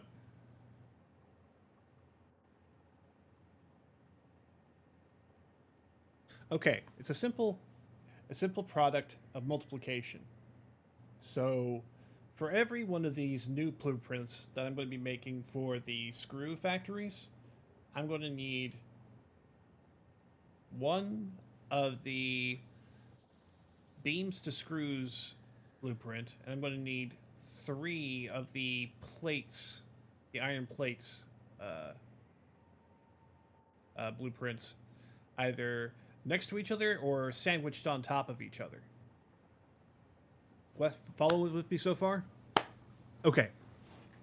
So that's what that's all about. So I'm going to make this, since we've got 15 output coming from the beams to screws, beams for screws factory, I need now to make the screw factories. So I'm going to need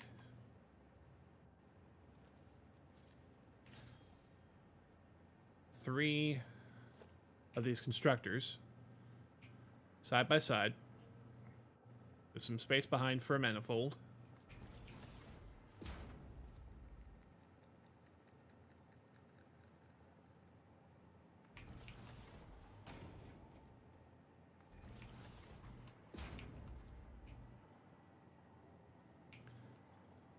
All right, and we're going to set these guys up for screws, the alternate recipe. Copy, paste, paste. Set up a manifold in the back with a splitter.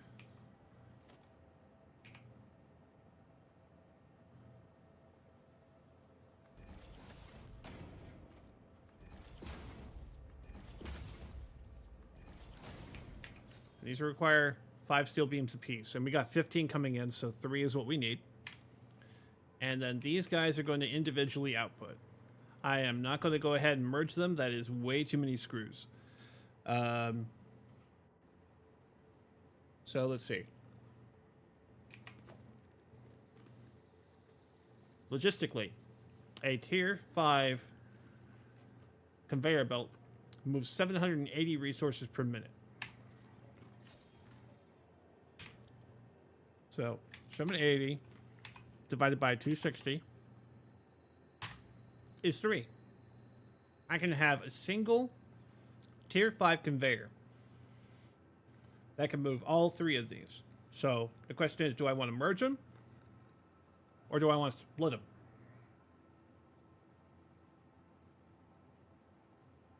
That is the question. Now, I could have all of 3 of these moving out individually.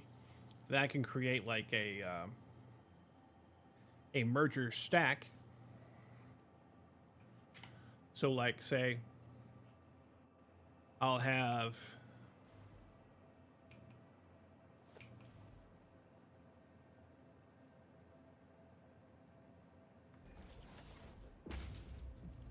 a stack of 2 poles with a single conveyor running underneath.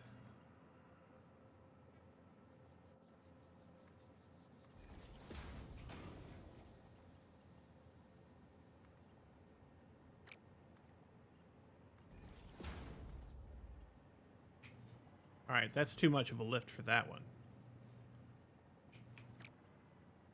But I believe you understand my meaning here. So I rotate it like this with a lifter and have it output like that. Of course, I'm going to have to bump these up to tier 3 because that's 240. Oh no, it's going to have to be tier 4. It's going to have to be tier 4 outputs on these.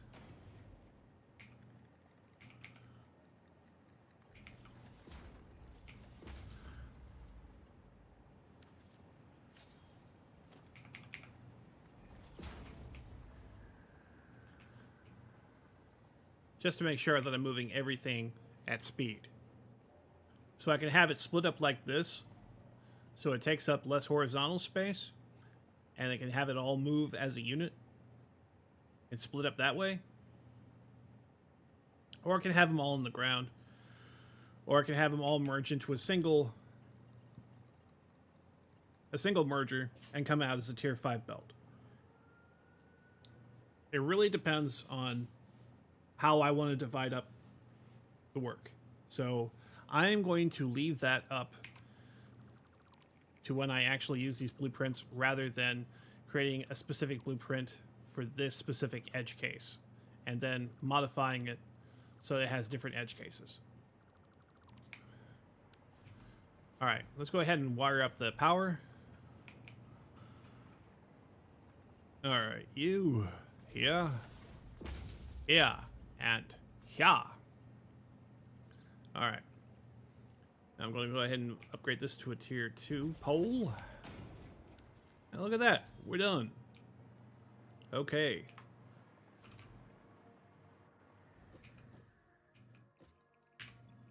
All right.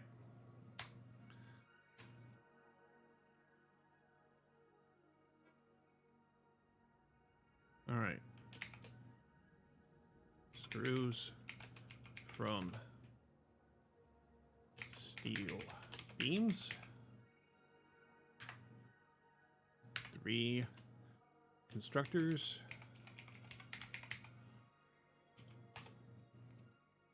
15 steel beam input.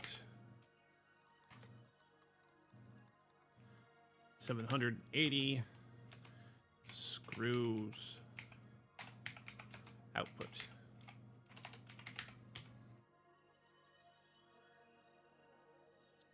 And select for screw. Select icon. Save blueprint. All right. Actually, I'm going to add another line here. Requires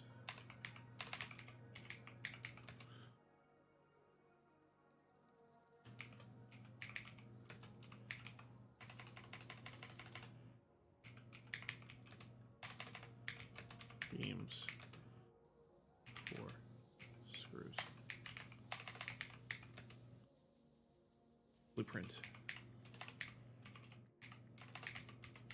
to function.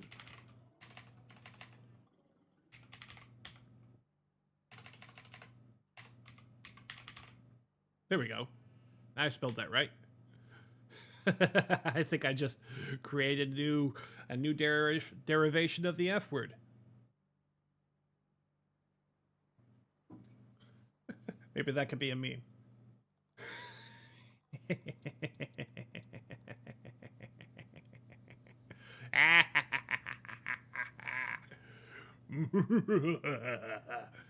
All right, I'm done. All right, clear blueprint. Whew. So now, whew.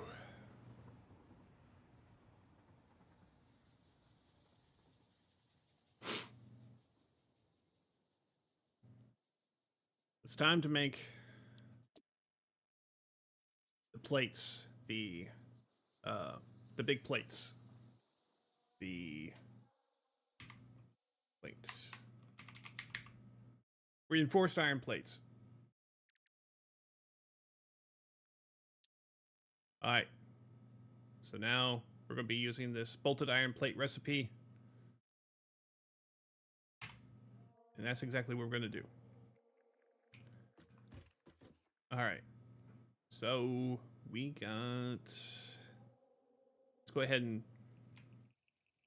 set our assembler down here again. Huh. Aren't they overlapping blueprint designer? How? Oh, it's just that freaking wide. Okay. It's like, what am I missing here? Am I missing something?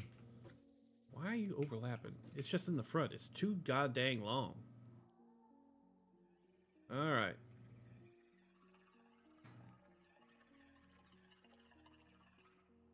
And this is just one. All right. And it's just one. All right. Let's go ahead and make our bolted iron plates.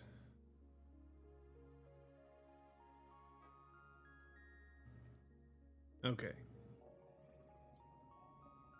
That makes 15 iron plates per minute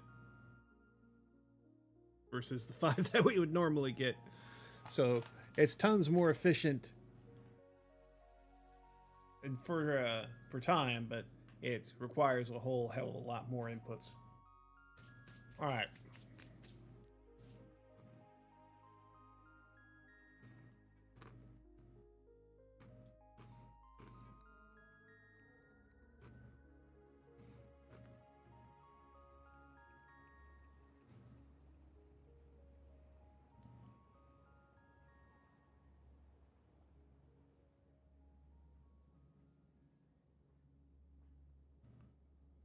All right.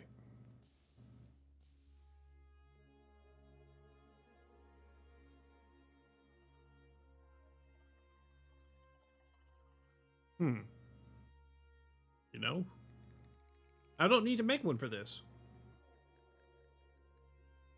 I don't need to make this a blueprint at all because it's just the assembler. You know, it's just the assembler. Unless, of course, I want to... I mean, unless I want to. As a matter of fact, I think I will. I'll go ahead and make it for the triple recipe.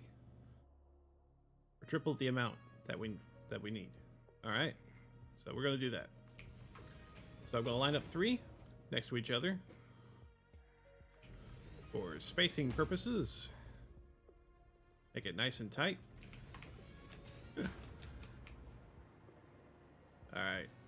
So let's go ahead and set this to the bolted recipe. Copy that. Paste it. And paste it. Alright. And we're going to do like we did the last time. We're going to have splitters. Splitters. Thank you. Input and output. Thank you. That's the right ones. Okay. Like this. Actually, no. Input from this side. This side. And that side. So we're going to say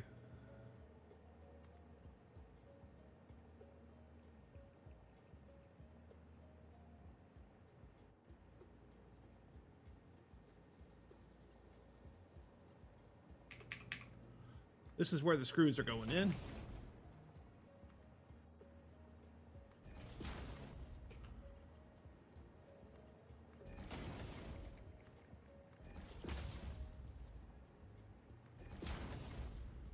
And this is where the this is where the screws are going to be going in. And tier 2 mark lift is where the plates are going to go in.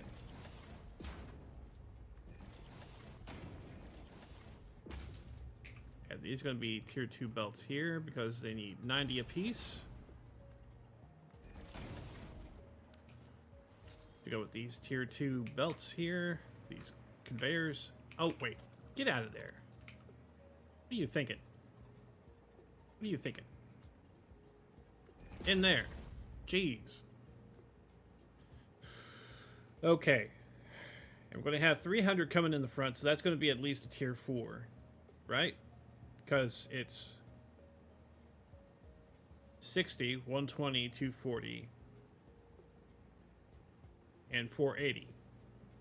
Right?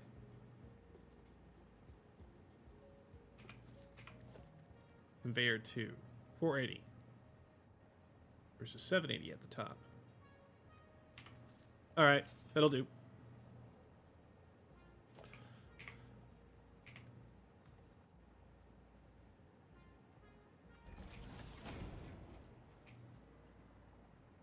Alright. And now we're going to wire it up for power. Let's see. How do I want this to look?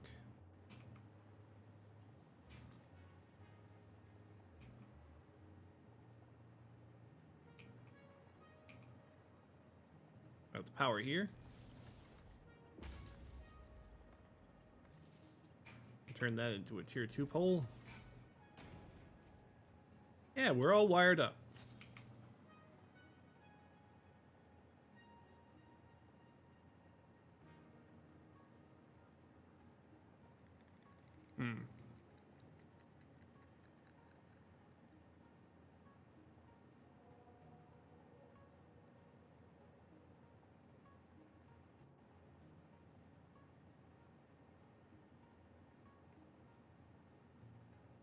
Now, I can also have some signs here. But I think I may want to change my construction just a little bit. Just a hair. Because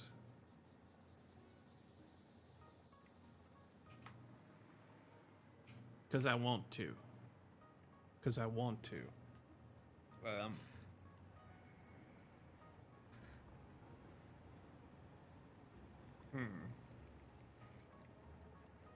Because, yeah, I don't want... Yeah, let's go ahead and get rid of these conveyor splitters here. And I'm going ahead and delete that. And that. And that. And that. That. That. And that. I'm just going to have straight conveyors coming off the back.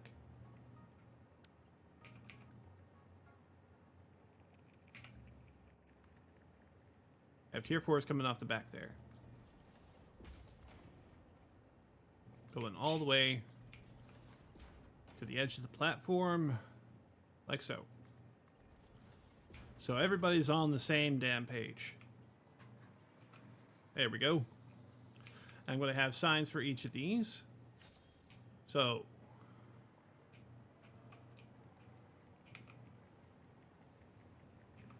I'll go ahead and put some organization.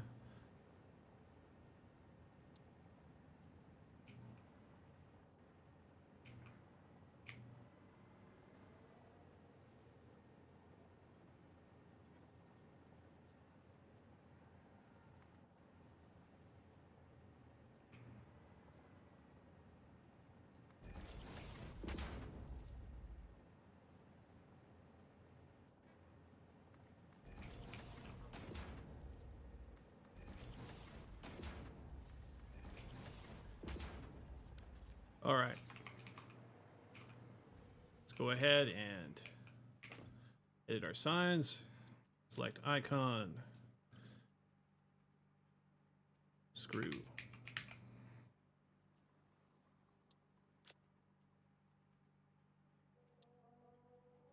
Text.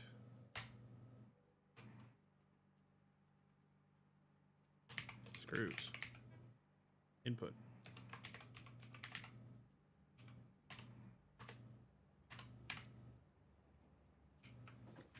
All right, we're going to copy that. Paste it. And paste it.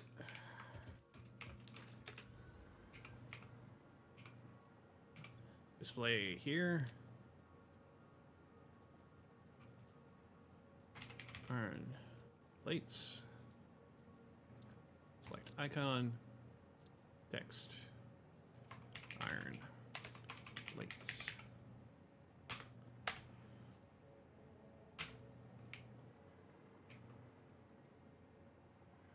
There. Nice and labeled.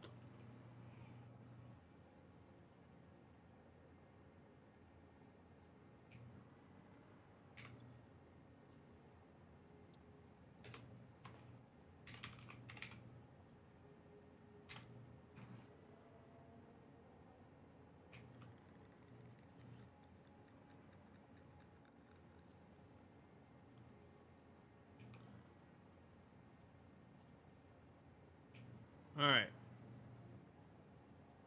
Now 250 times 3 is 750, and 90 per operation times 3 is 270, and that'll create how many? 45. Okay. All right. So 250 screws, input,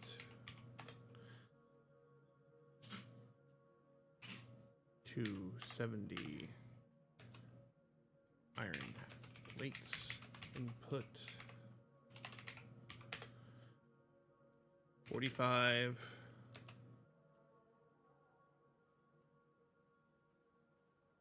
reinforced iron plates.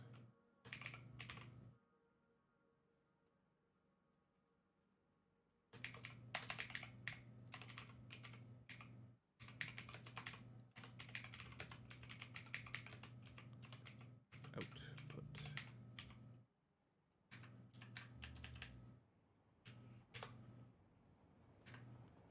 Three assemblers.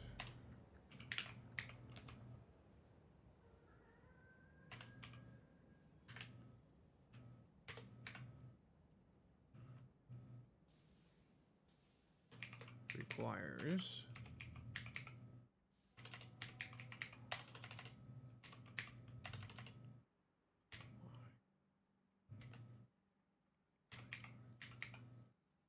yes, requires.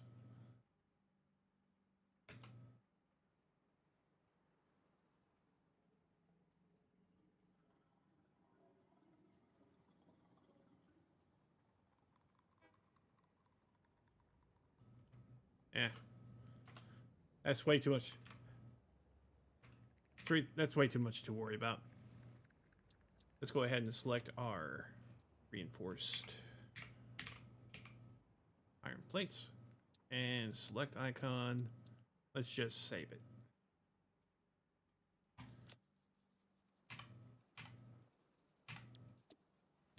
Righto. Let's go ahead and clear the designer. Let's take all our materials. Huh. Why am I getting quartz crystals? What acquired quartz crystals? Was it the signs? I did not even consider that. Yeah, so they did. Huh. All right. Well, color me intrigued. All right, those ain't gonna go in because those are full. Did I pull rods from there too?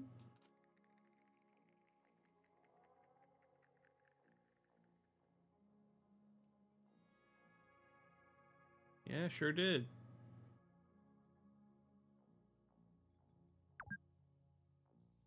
All right. Let's sort this out. Fill that up. Put these back. There we go.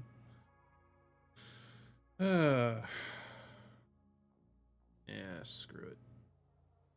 I'll just leave those there for now. All right. So what else do I need? Ooh.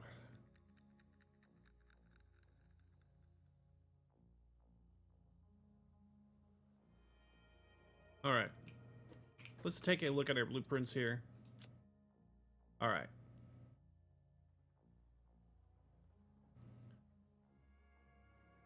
Okay, so our info does read through. So, efficient steel ingots. 120. All right, 180 ingots output. So, I'm glad I put that in my notes.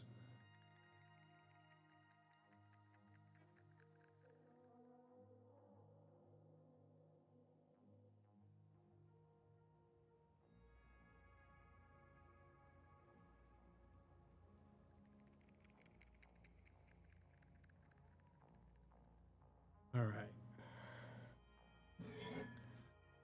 Let me think about this for a hot second.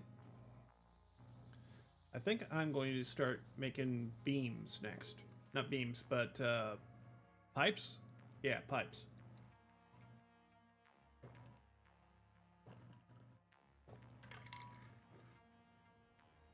Let's go ahead and start making some pipe blueprints. All right, we're going to keep this in mind. 180 steel output. Okay. Let's just go ahead and clear out of this one. All right. Let's go ahead and put down a constructor real quick.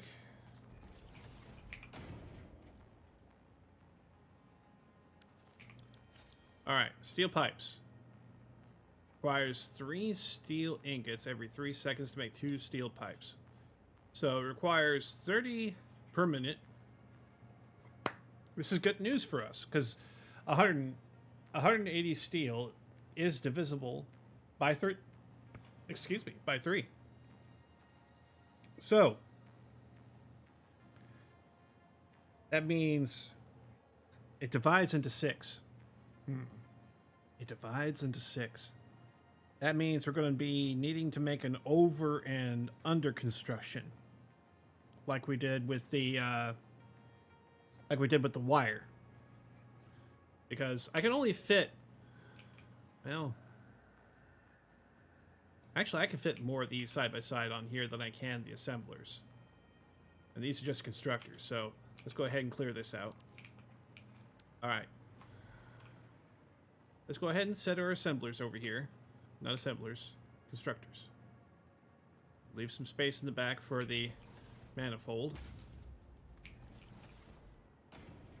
No, wait, I can only set 5 of these down. So that means we're going to be needing to set a wall and put another floor above it anyway. Yeah, because it's not a smeltery that I'm thinking of. Smelteries are really narrow, like really narrow. I can set 3 together side by side.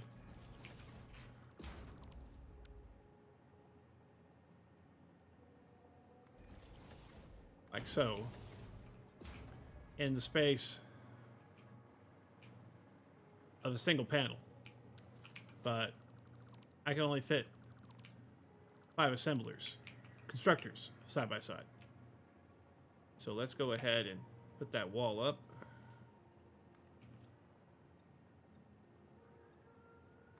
We'll make it 4 tall, so we have plenty of clearance. We get over factories if we need to. I'm going to set a flooring space here. That goes back. So we can set up a manifold back there. Alright. Now we're going to put it over here.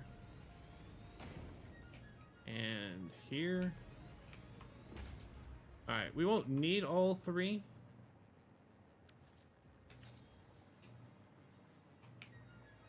But it's probably a good idea to set up 3. Okay. Constructor. We got you lined up on the grid line. Yes? Yes. Good. All right. So I'll put 2 more up here. Alright, and we'll do like we did last time.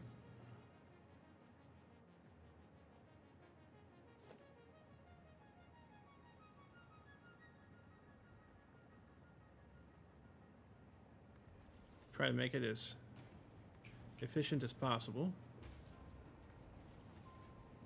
Alright.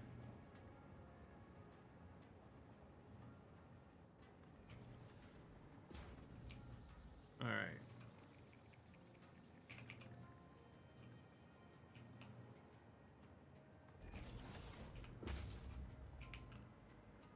And this one in line here.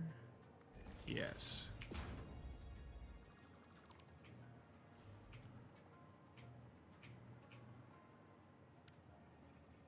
Alright. Oh, wait. You guys are misaligned. Gotta fix that. So, splitter that. And like that. And we'll have another splitter here.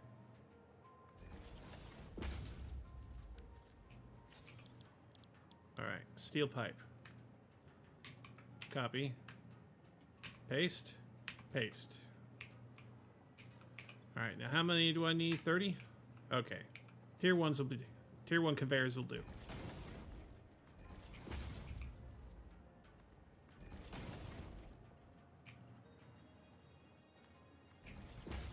Alright.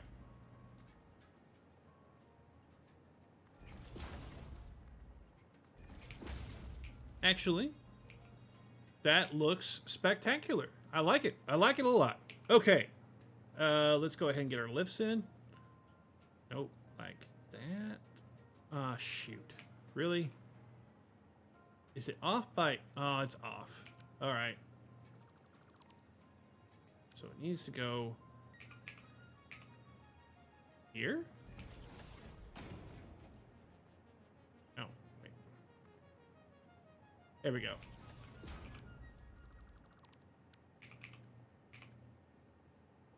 There.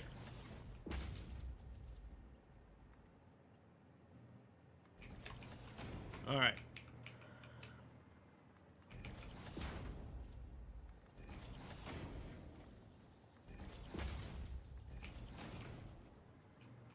All right.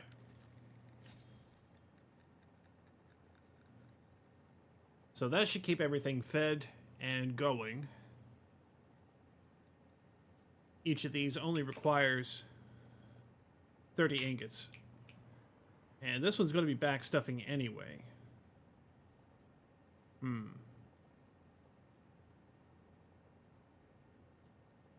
Because it doesn't have a splitter going up to the top on it. So that's going to be just fine. Oh yeah, I'm going to want to paste up here too. Paste it. Okay. All right. Moving along. Let's get you wired up.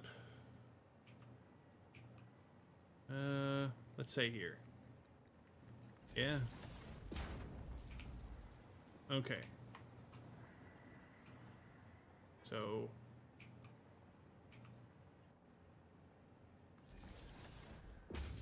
there and there. Turn you to a tier 2.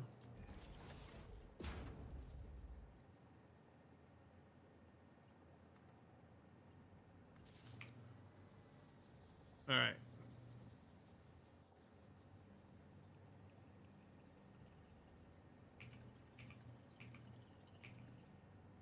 Ah, these do exist.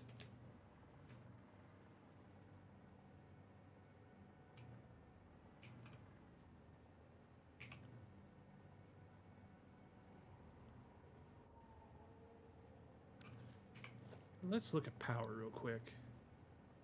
Does it have double wall outlet Mark IIs? Double wall outlet Mark III?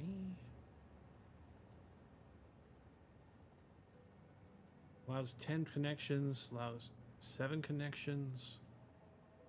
Okay. So no floor to ceiling versions. Yeah. I figured. Okay. Well, it was worth a shot. It was worth a shot. Okay, well, that works. Let's go ahead and delete that wall off the front.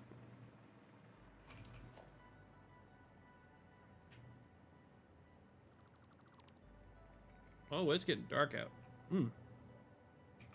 So let's go ahead and have these two manifold off of this one. Go out that way.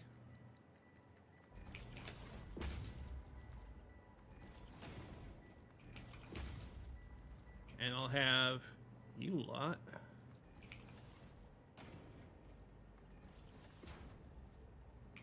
Wait.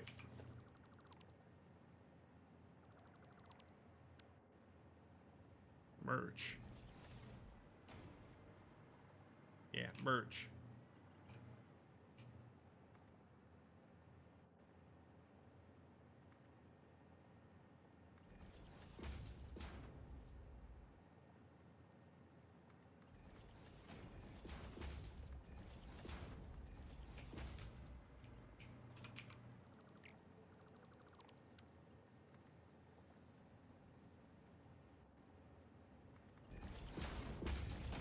There, now it looks proper.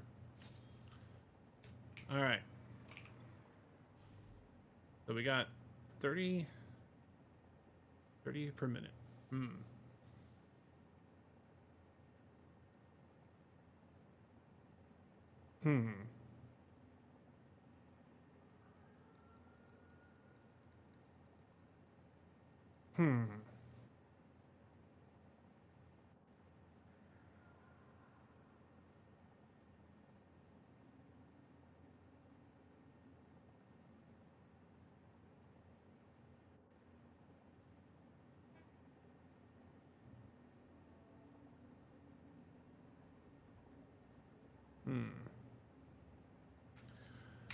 Just a second. Okay. Hear me out.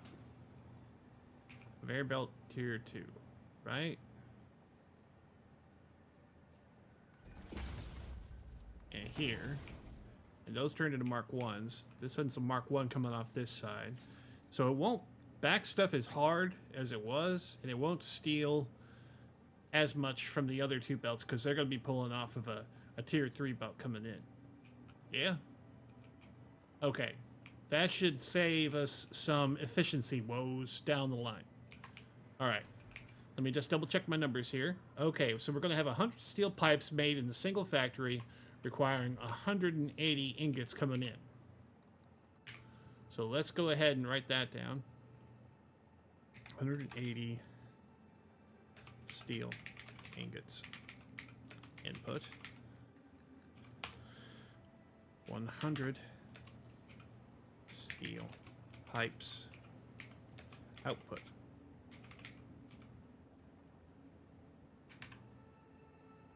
Oh.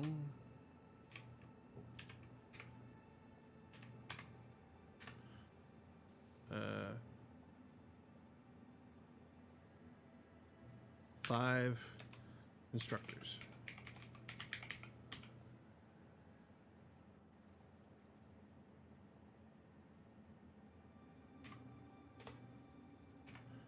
Requires efficient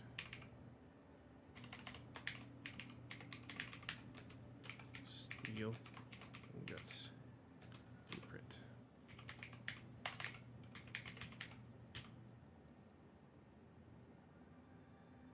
Steel pipes.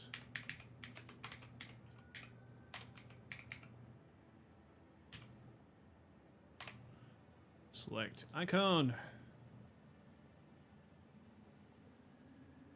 I just pipes. P-I-P-E.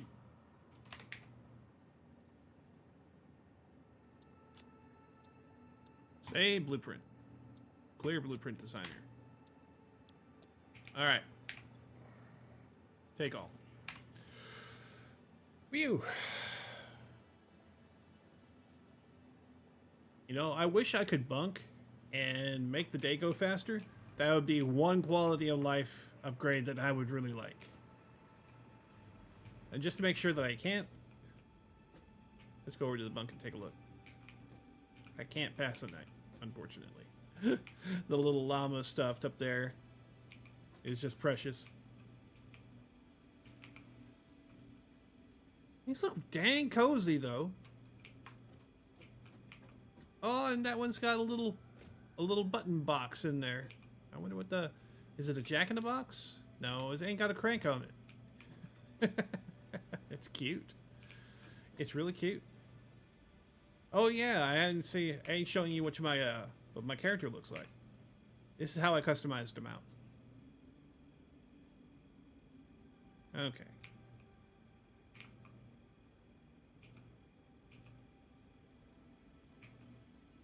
Ain't she a cutie? Alright. That's cool.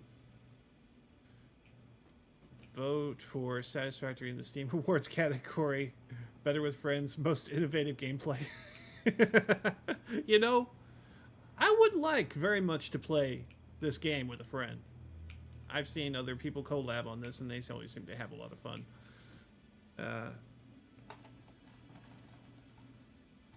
Now, I've had some time with my buds, my close friends that I've had since high school, where we'll do Helldivers 2 collabs and run around together. That's all off stream.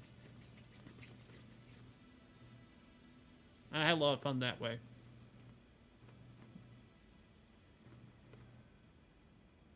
But hey, it's what you do.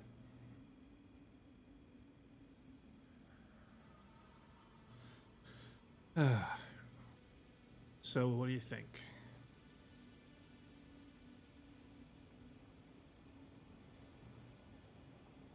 Do I want to keep making more of these? Or do I want to go out and farm some more resources? I want to get some more Sumer Sloops. I think I got enough Mercer Spheres to make the last upgrade to my dimensional storage. So let's take a look at that real quick.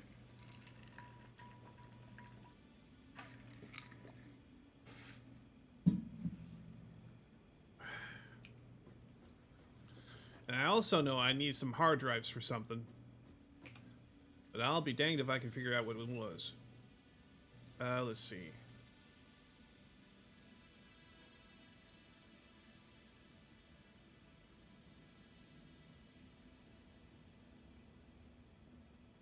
Alright. Well, I'm going to need some smokeless gunpowder. I'm going to get these final 6 inventory slots. And all the rest of these upgrades for my Nobelisks and the rifle finally, instead of using this very useful and very dynamic rebar gun.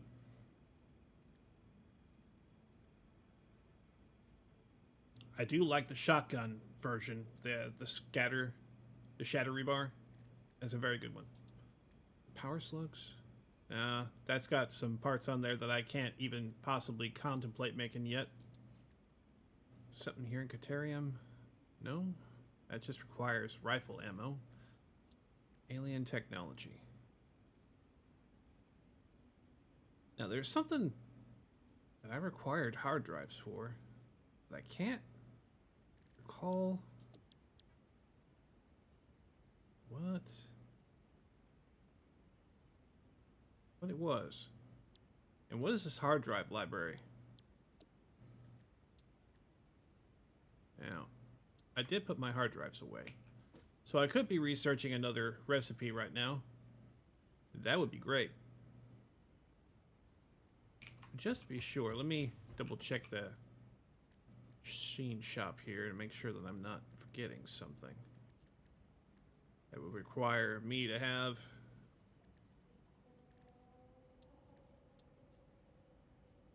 Okay. Biomass. Make the gas. Nutritional inhaler, gas. currently can make 100 of these. I have 31 in stock. But you know, I could make more. Because I do need some more iodine filters.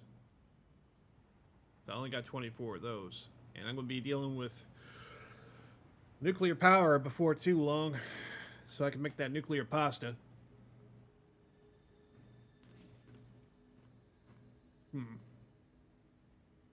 Me. Edit my to-do list and clear it.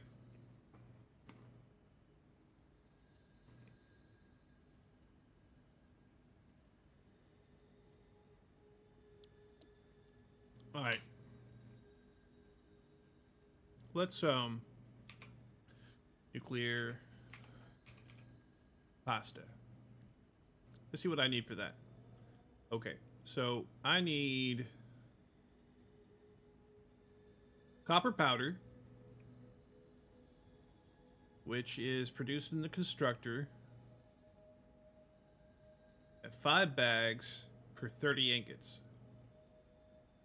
And then I need a pressure conversion cube.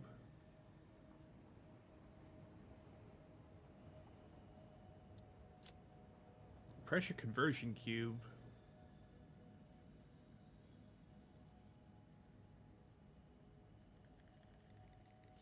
is made from a fused modular frame, which is the heavy modular frame plus aluminum casings and alumite?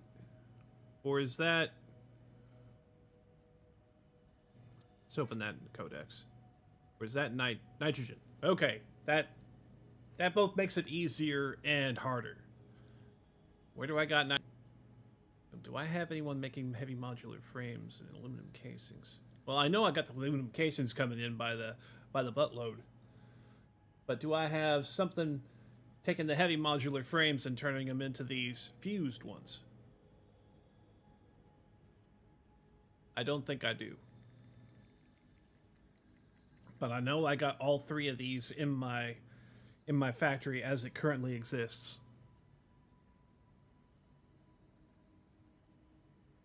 And I'm pretty sure I need some of these fused modular frames to open up one of those hard drive depots cargo containers. Now that I think about it,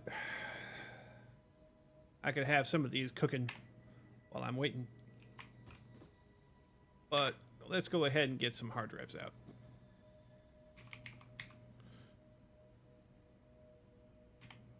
All right. Let's go ahead and start looking up some new recipes. Why not? Because clearly I am not using them for anything else.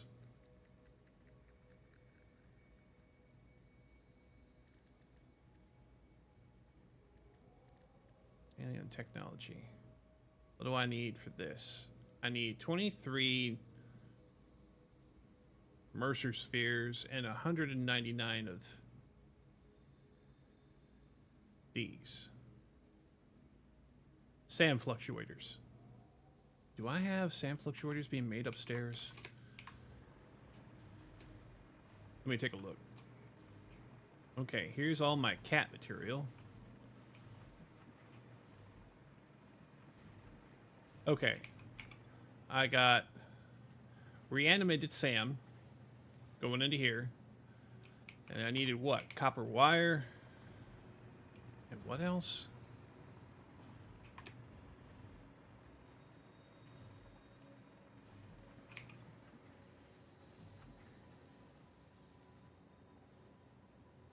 Opening codex. Add to to-do list. Okay. So, make 1 SAM fluctuator. I need 5 wire, 3 steel pipes, and 6 reanimated SAM. Do I got copper wire, regular wire coming in here anywhere? I got Caterium wire at the wazoo, that's for sure. But I'm running shy on plastic. Am I not making enough plastic?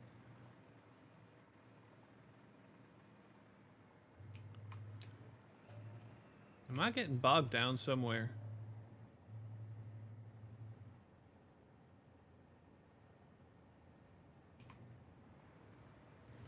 And all that fuel's gone down there.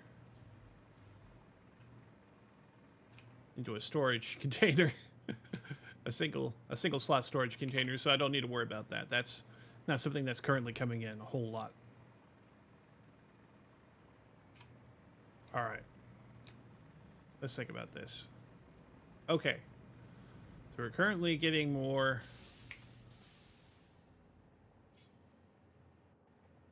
plastic coming in. Alright, let's see how much it drops off. Because I may need to tweak that.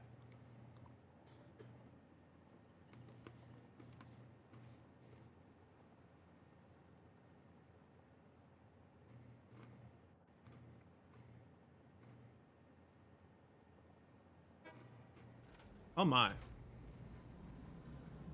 That is not as much as I had thought. Are we getting bogged down back there? I hate to think so.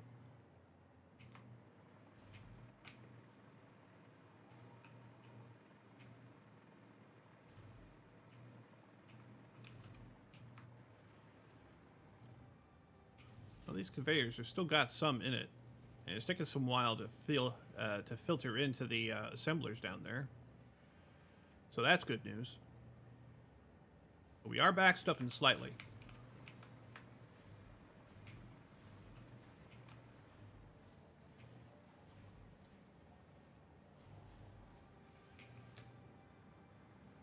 Okay, so maybe we got enough coming in here. Maybe we don't.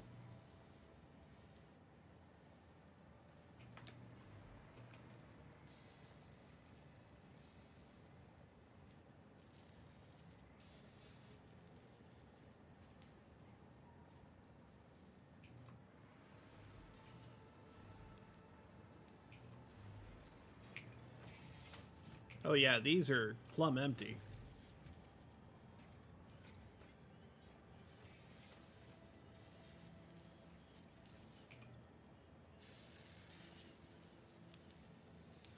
Eating half a stack a minute.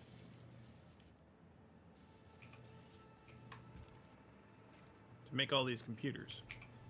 I got no back stock here. It's all on the conveyor already.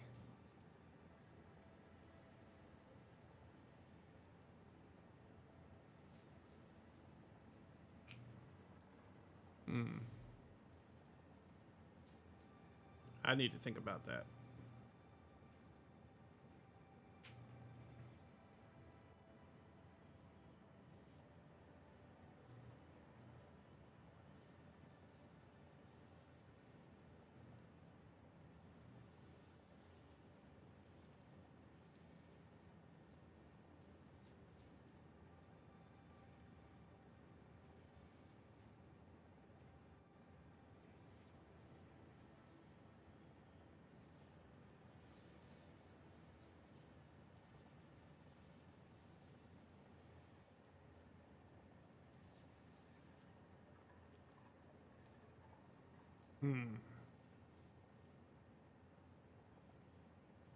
Oh goodness, because it's also being split off in that direction too. I had not considered that.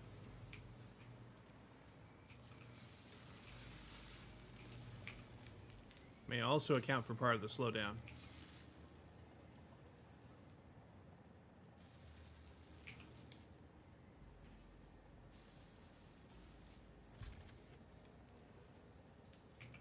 So many supercomputers. And the supercomputers are being... Yeah, we still got some back order, some back stuff on the supercomputers. Even though they're traveling a good little ways to get where they're going first. Oh, but it looks like we're done making rockets for now.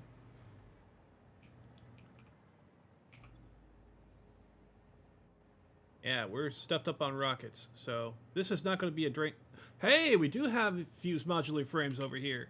Hey! And if we got back stuff, that means This container is full. Oh, man, that's great. That's great. I've been wanting to hear that. I wanted to hear that. So now I can go get that last hard drive from over in that area. Where was it? Where was that hard drive? HD. Dense frame. That one. Okay. Let's fly our way that way. So southwest. We can go get that.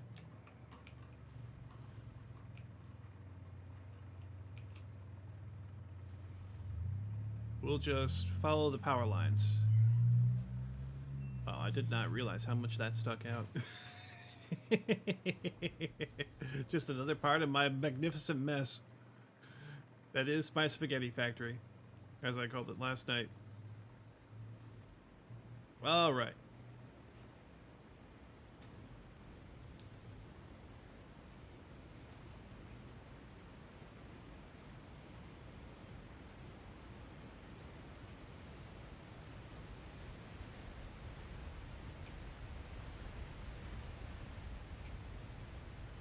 All right. I think I can just gently land over here if I need to. And hobble across the terrain.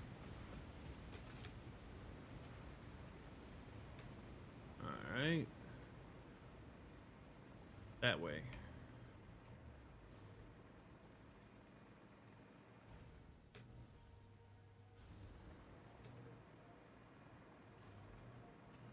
Yep, getting warmer.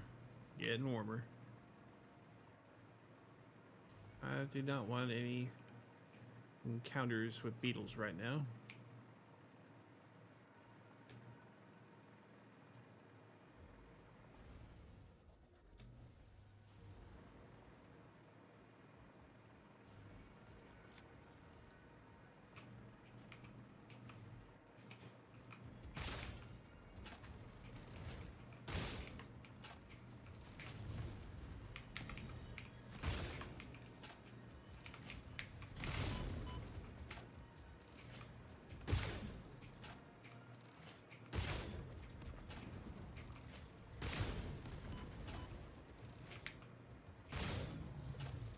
One down.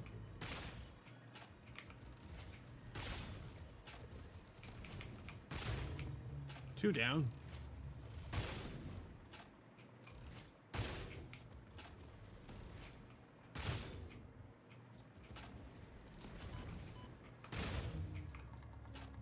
All right, that's three. Clean up my mess. All right, my mam's done. I can open this up now that I've got all the parts I needed to open it. All right, I can take this one off the map. Okay. Okay. HD.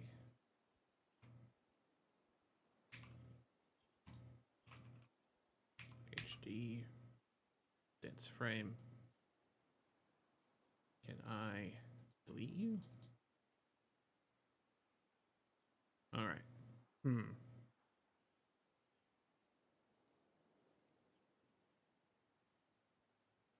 Oh damn! I got so many crates down there to clean up.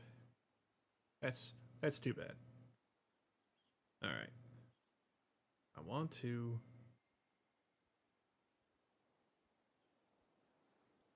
All right.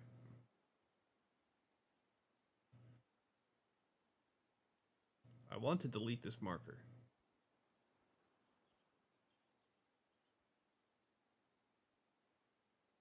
Can I do that, please? Do I have to run away? Do I literally have to run away before I can do that?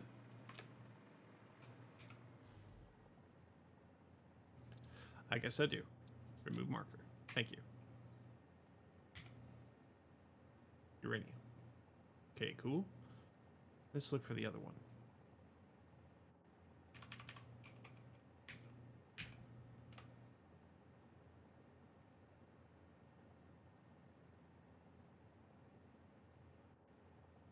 There it is. All the way over there.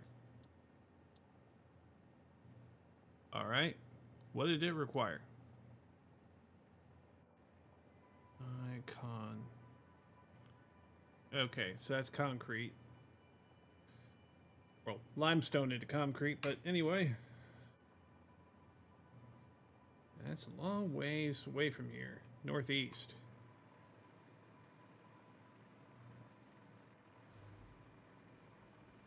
I suppose I can be looking for some more.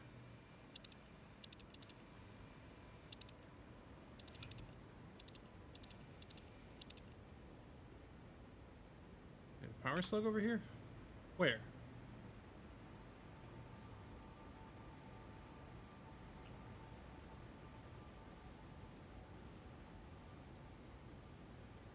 Oh, I'm sure there is. Alright, well, I ain't worried about that one right now.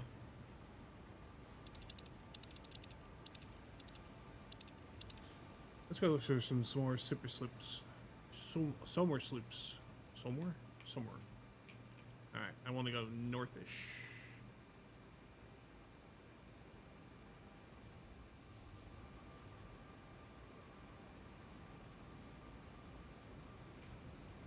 My goodness. There is a whole host of these guys over here. I do not want to tangle. No thank you.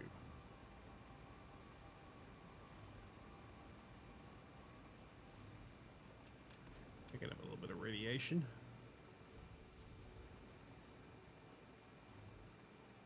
No great shock there.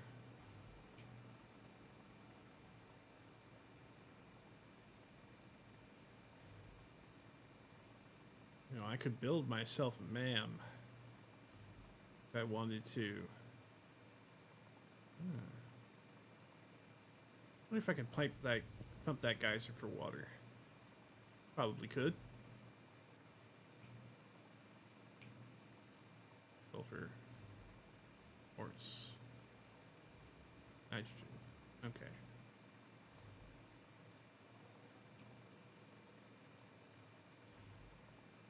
Alright, I'm pretty certain.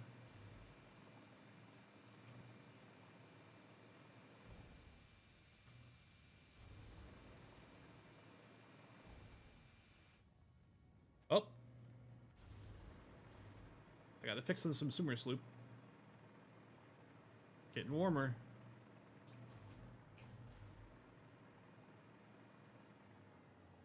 Do I got a cabin over here somewhere I haven't? Is it getting warmer or is it getting colder?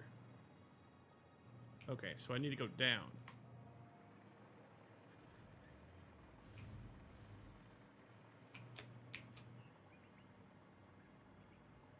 I hear it. Where is it?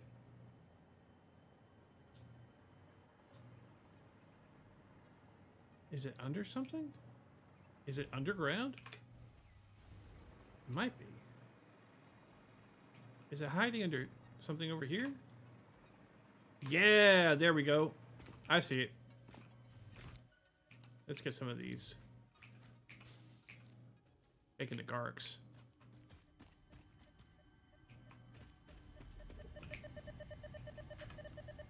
Alright.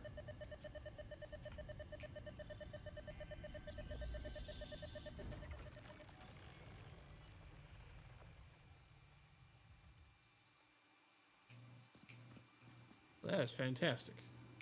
That is absolutely fantastic. I had no idea that this was down here. And this is one of my oldest construction projects too. This these water pumps going into these coal plants, and this facility right here. What is this? This is where I'm making my. Yeah, this is where I'm making my gunpowder.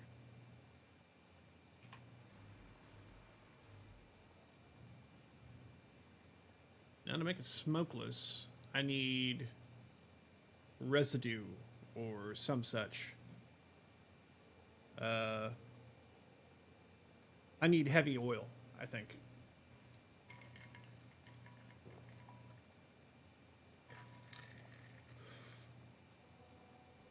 As a byproduct of making plastic or rubber.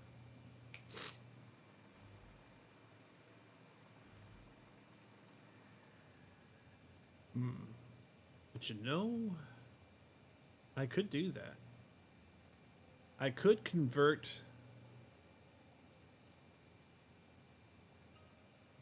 I could convert that power factory over there from power to making just to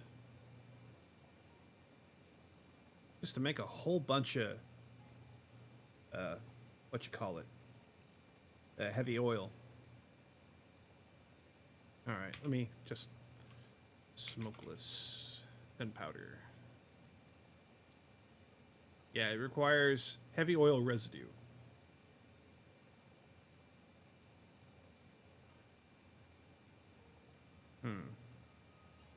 Now, it seems to me like I could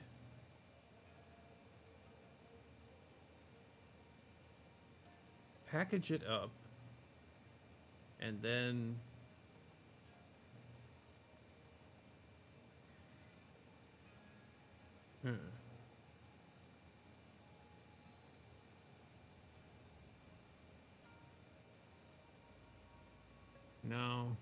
no, that would be too much.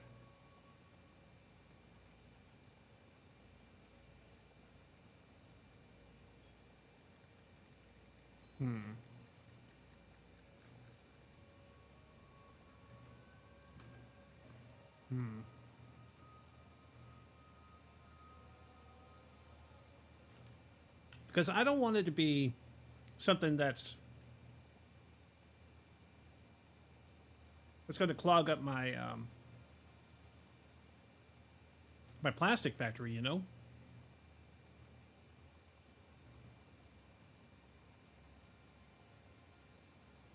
At the same time, I need power. Dang, how much gas am I actually using? Or making, for that matter?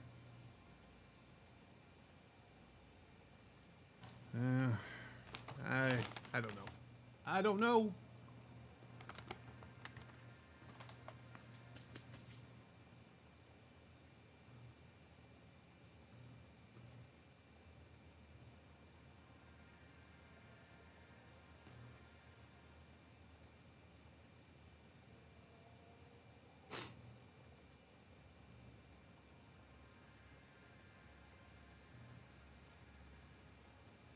Instead of having that polymer resin I got all the way back at Gassy Shore being dumped into a recycler, maybe I could just have it making plastic for me.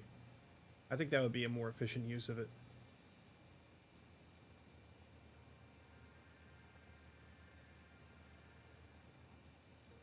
Make it out of polymer resin and water, right? Is that how you do it? Polymer resin and water? Yeah, polymer resin plus water equals plastic.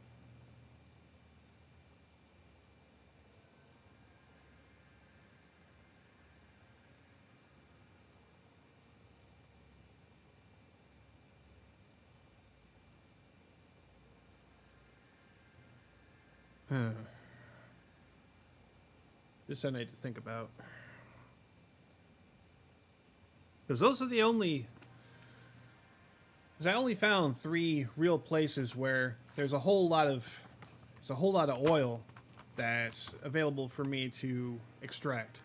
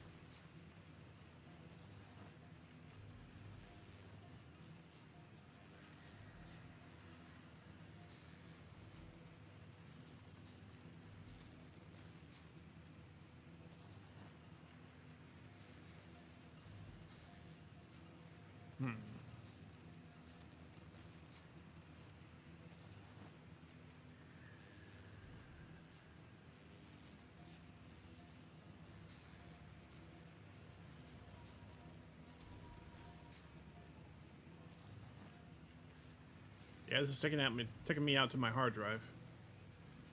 So the question becomes,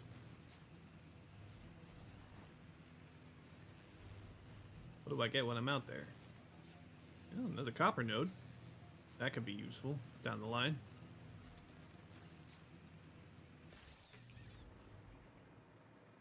Okay. Where's my node going to take me?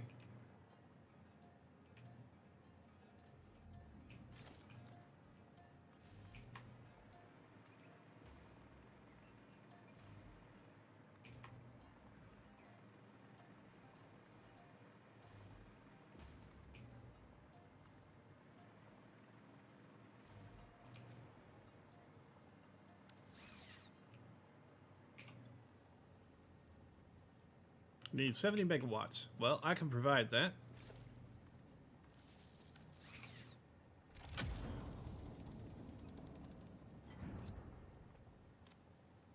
And there we have it. Throw that simple sloop over there, that bacon agaric, and the corpse remains.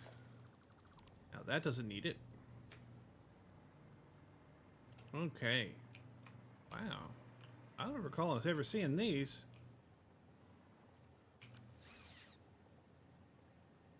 What do you do?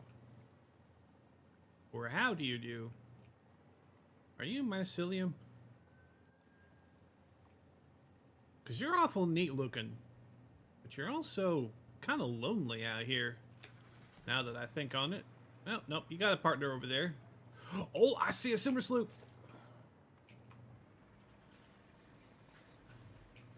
Let's go.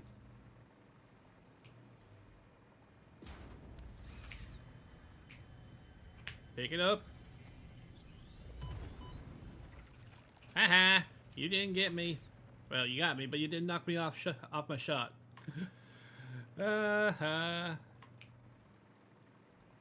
You suck. I got your thing, but you didn't want me to. All right. Let's go ahead and bust that one up.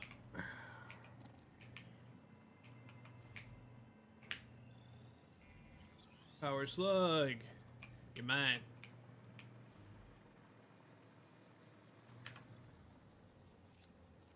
Alright. Put all that aside for now. There's a whole bunch of stuff over here I hadn't explored very well. Alright. No sumer sloop. Enemies, hard drives, Tailberry, barrel nut, Mercer sphere. There it is, I see him. Alright. Let's go ahead and get a line running over there. Can you connect, please? Thank you.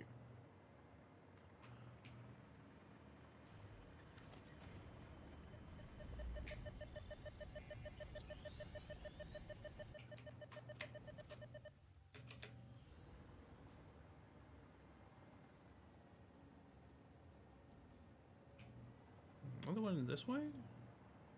That way?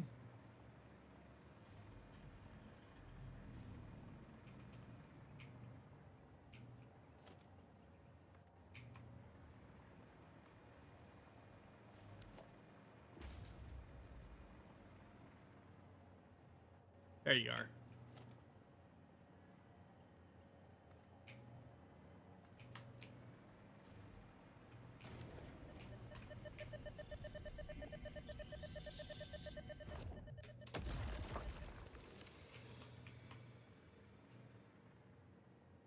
Another sphere in that direction.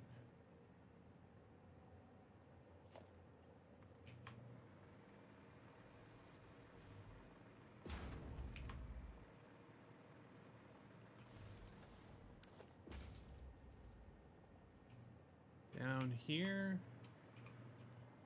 Hiding in there somewhere. Can I blow the front off of that?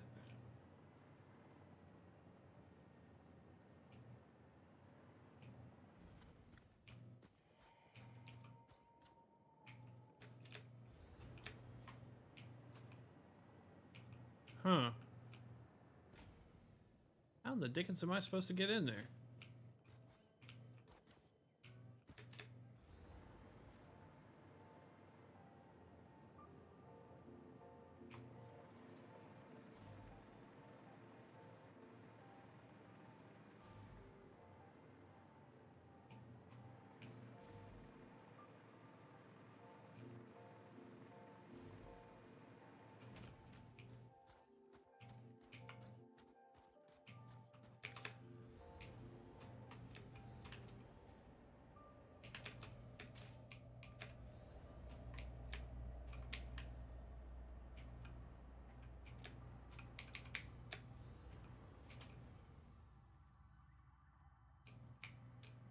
Ah!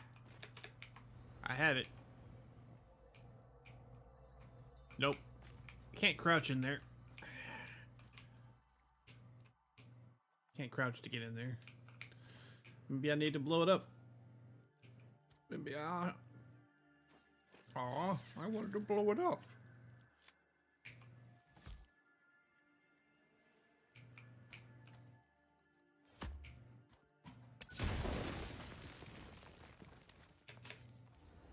At least it sounded impressive.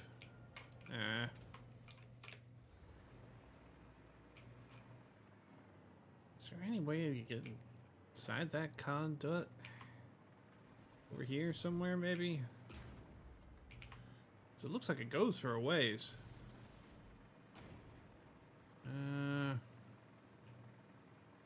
That would be nice, but I don't think it does.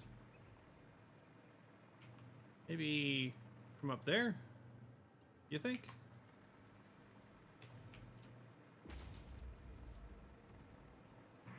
Now that looks like it should go somewhere, but I'll be honest with you, I don't think it does. It looked like it might do, though.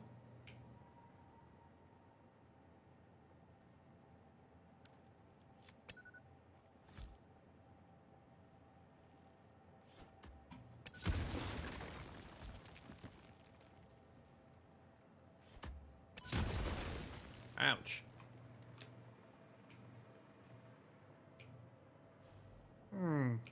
That's painful. Why are you being like this? Alright.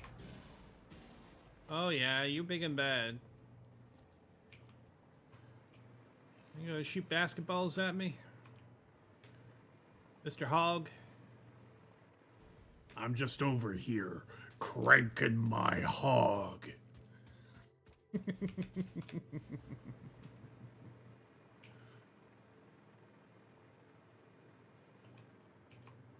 Maybe over here. Maybe this is the axis I'm looking for. Well, I'm pretty sure this is a different cave system with a whole different problem. Oh, man.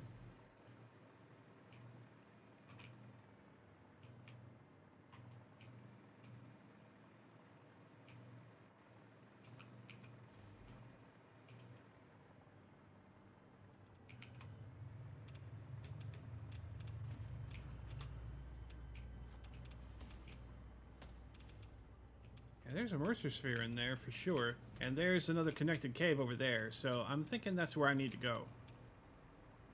Alright. Let's get some power down here. Or maybe up here. I don't know. Let's give it a shot either way.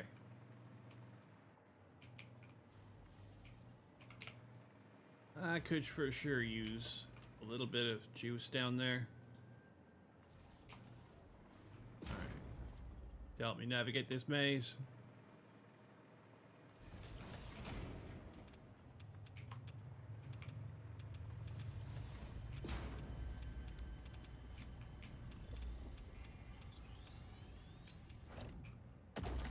Alright.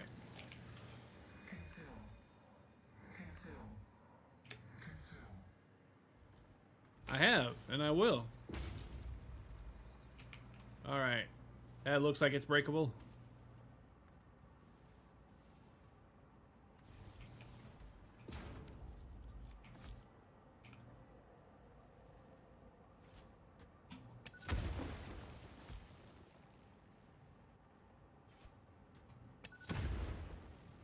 Oh, now that...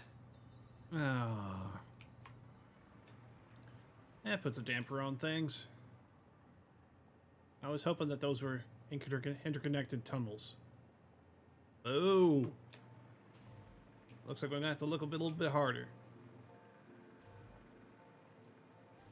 Okay. Well...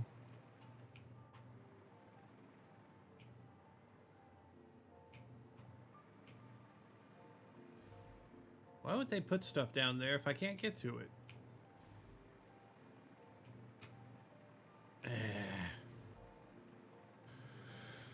Alright, let's try this again.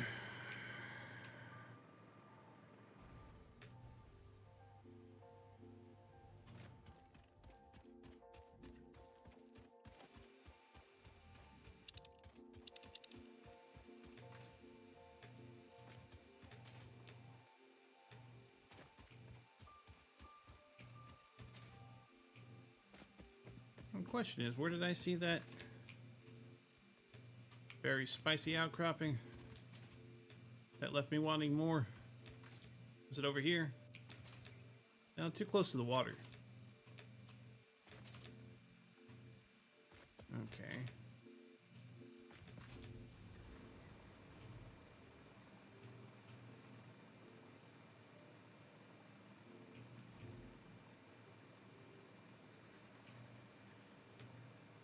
Yeah, it was over here.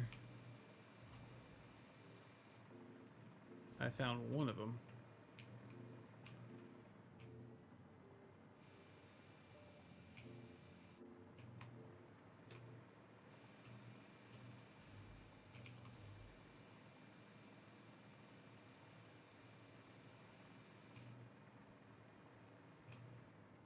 We're detecting a sewer sloop in that direction. That away sort of thing. Alright. That away direction is where I'm going to go.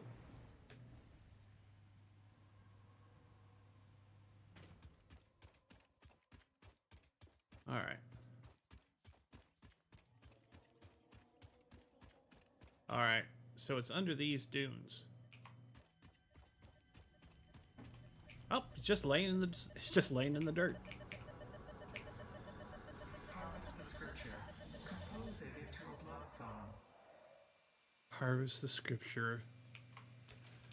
Compose it into a blood song. Now that is amazing to me. That is an amazing bit of thing right there. Alright. Go ahead and clean off this hard drive from the markers list. Cave, cave, limestone, copper, coal, coal, coal, iron, iron. Oof. Alright. I'm gonna go check on my MAM. Honestly, I could create a MAM anywhere if I wanted to.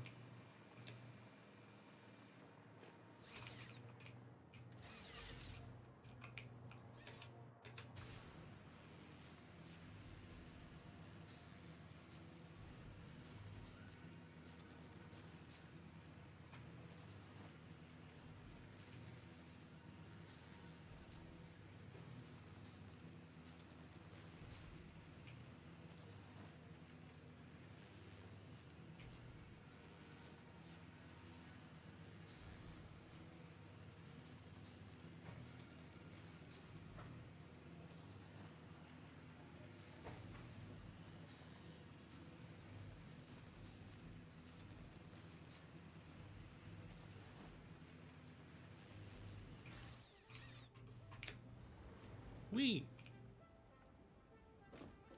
Alright. Let's see what's on the drive. Basic iron ingot, alternate screw cast. 5 iron into 20 screws, 50 per minute. That's not as efficient as the other one we got. This is 50 iron ingots per minute using iron ore and limestone. Okay. Now I can rescan to get a different setup, or I could go with one of these two. Yeah. You know what? Let's get the iron. I got 4 more hard drives. I think 5? 5 more hard drives I can check? Yeah, 4 more. Alright. Well, that's cooking. I suppose that I could go ahead and start wrapping up for now. Y'all have been very kind to me. I cannot say thank you enough. I want to check on something relatively quickly, and then I'll see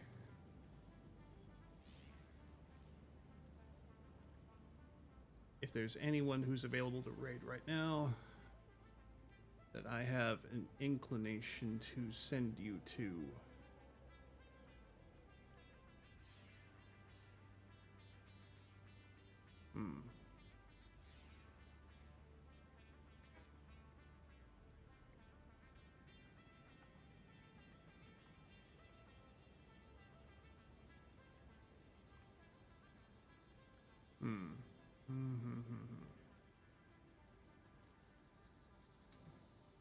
Yeah, it looks like it's pretty slim pickings at this time of morning.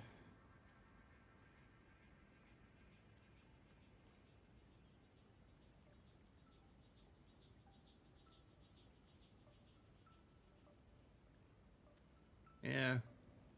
Yeah, I think I'm just going to close it down for tonight. You guys have been lovely. I hope that no matter what time of day it is where you're at... Oh, it seems that my model's gotten broken. I didn't notice that. Okay.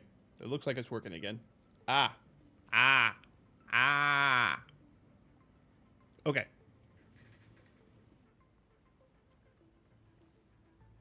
Maybe I... Okay.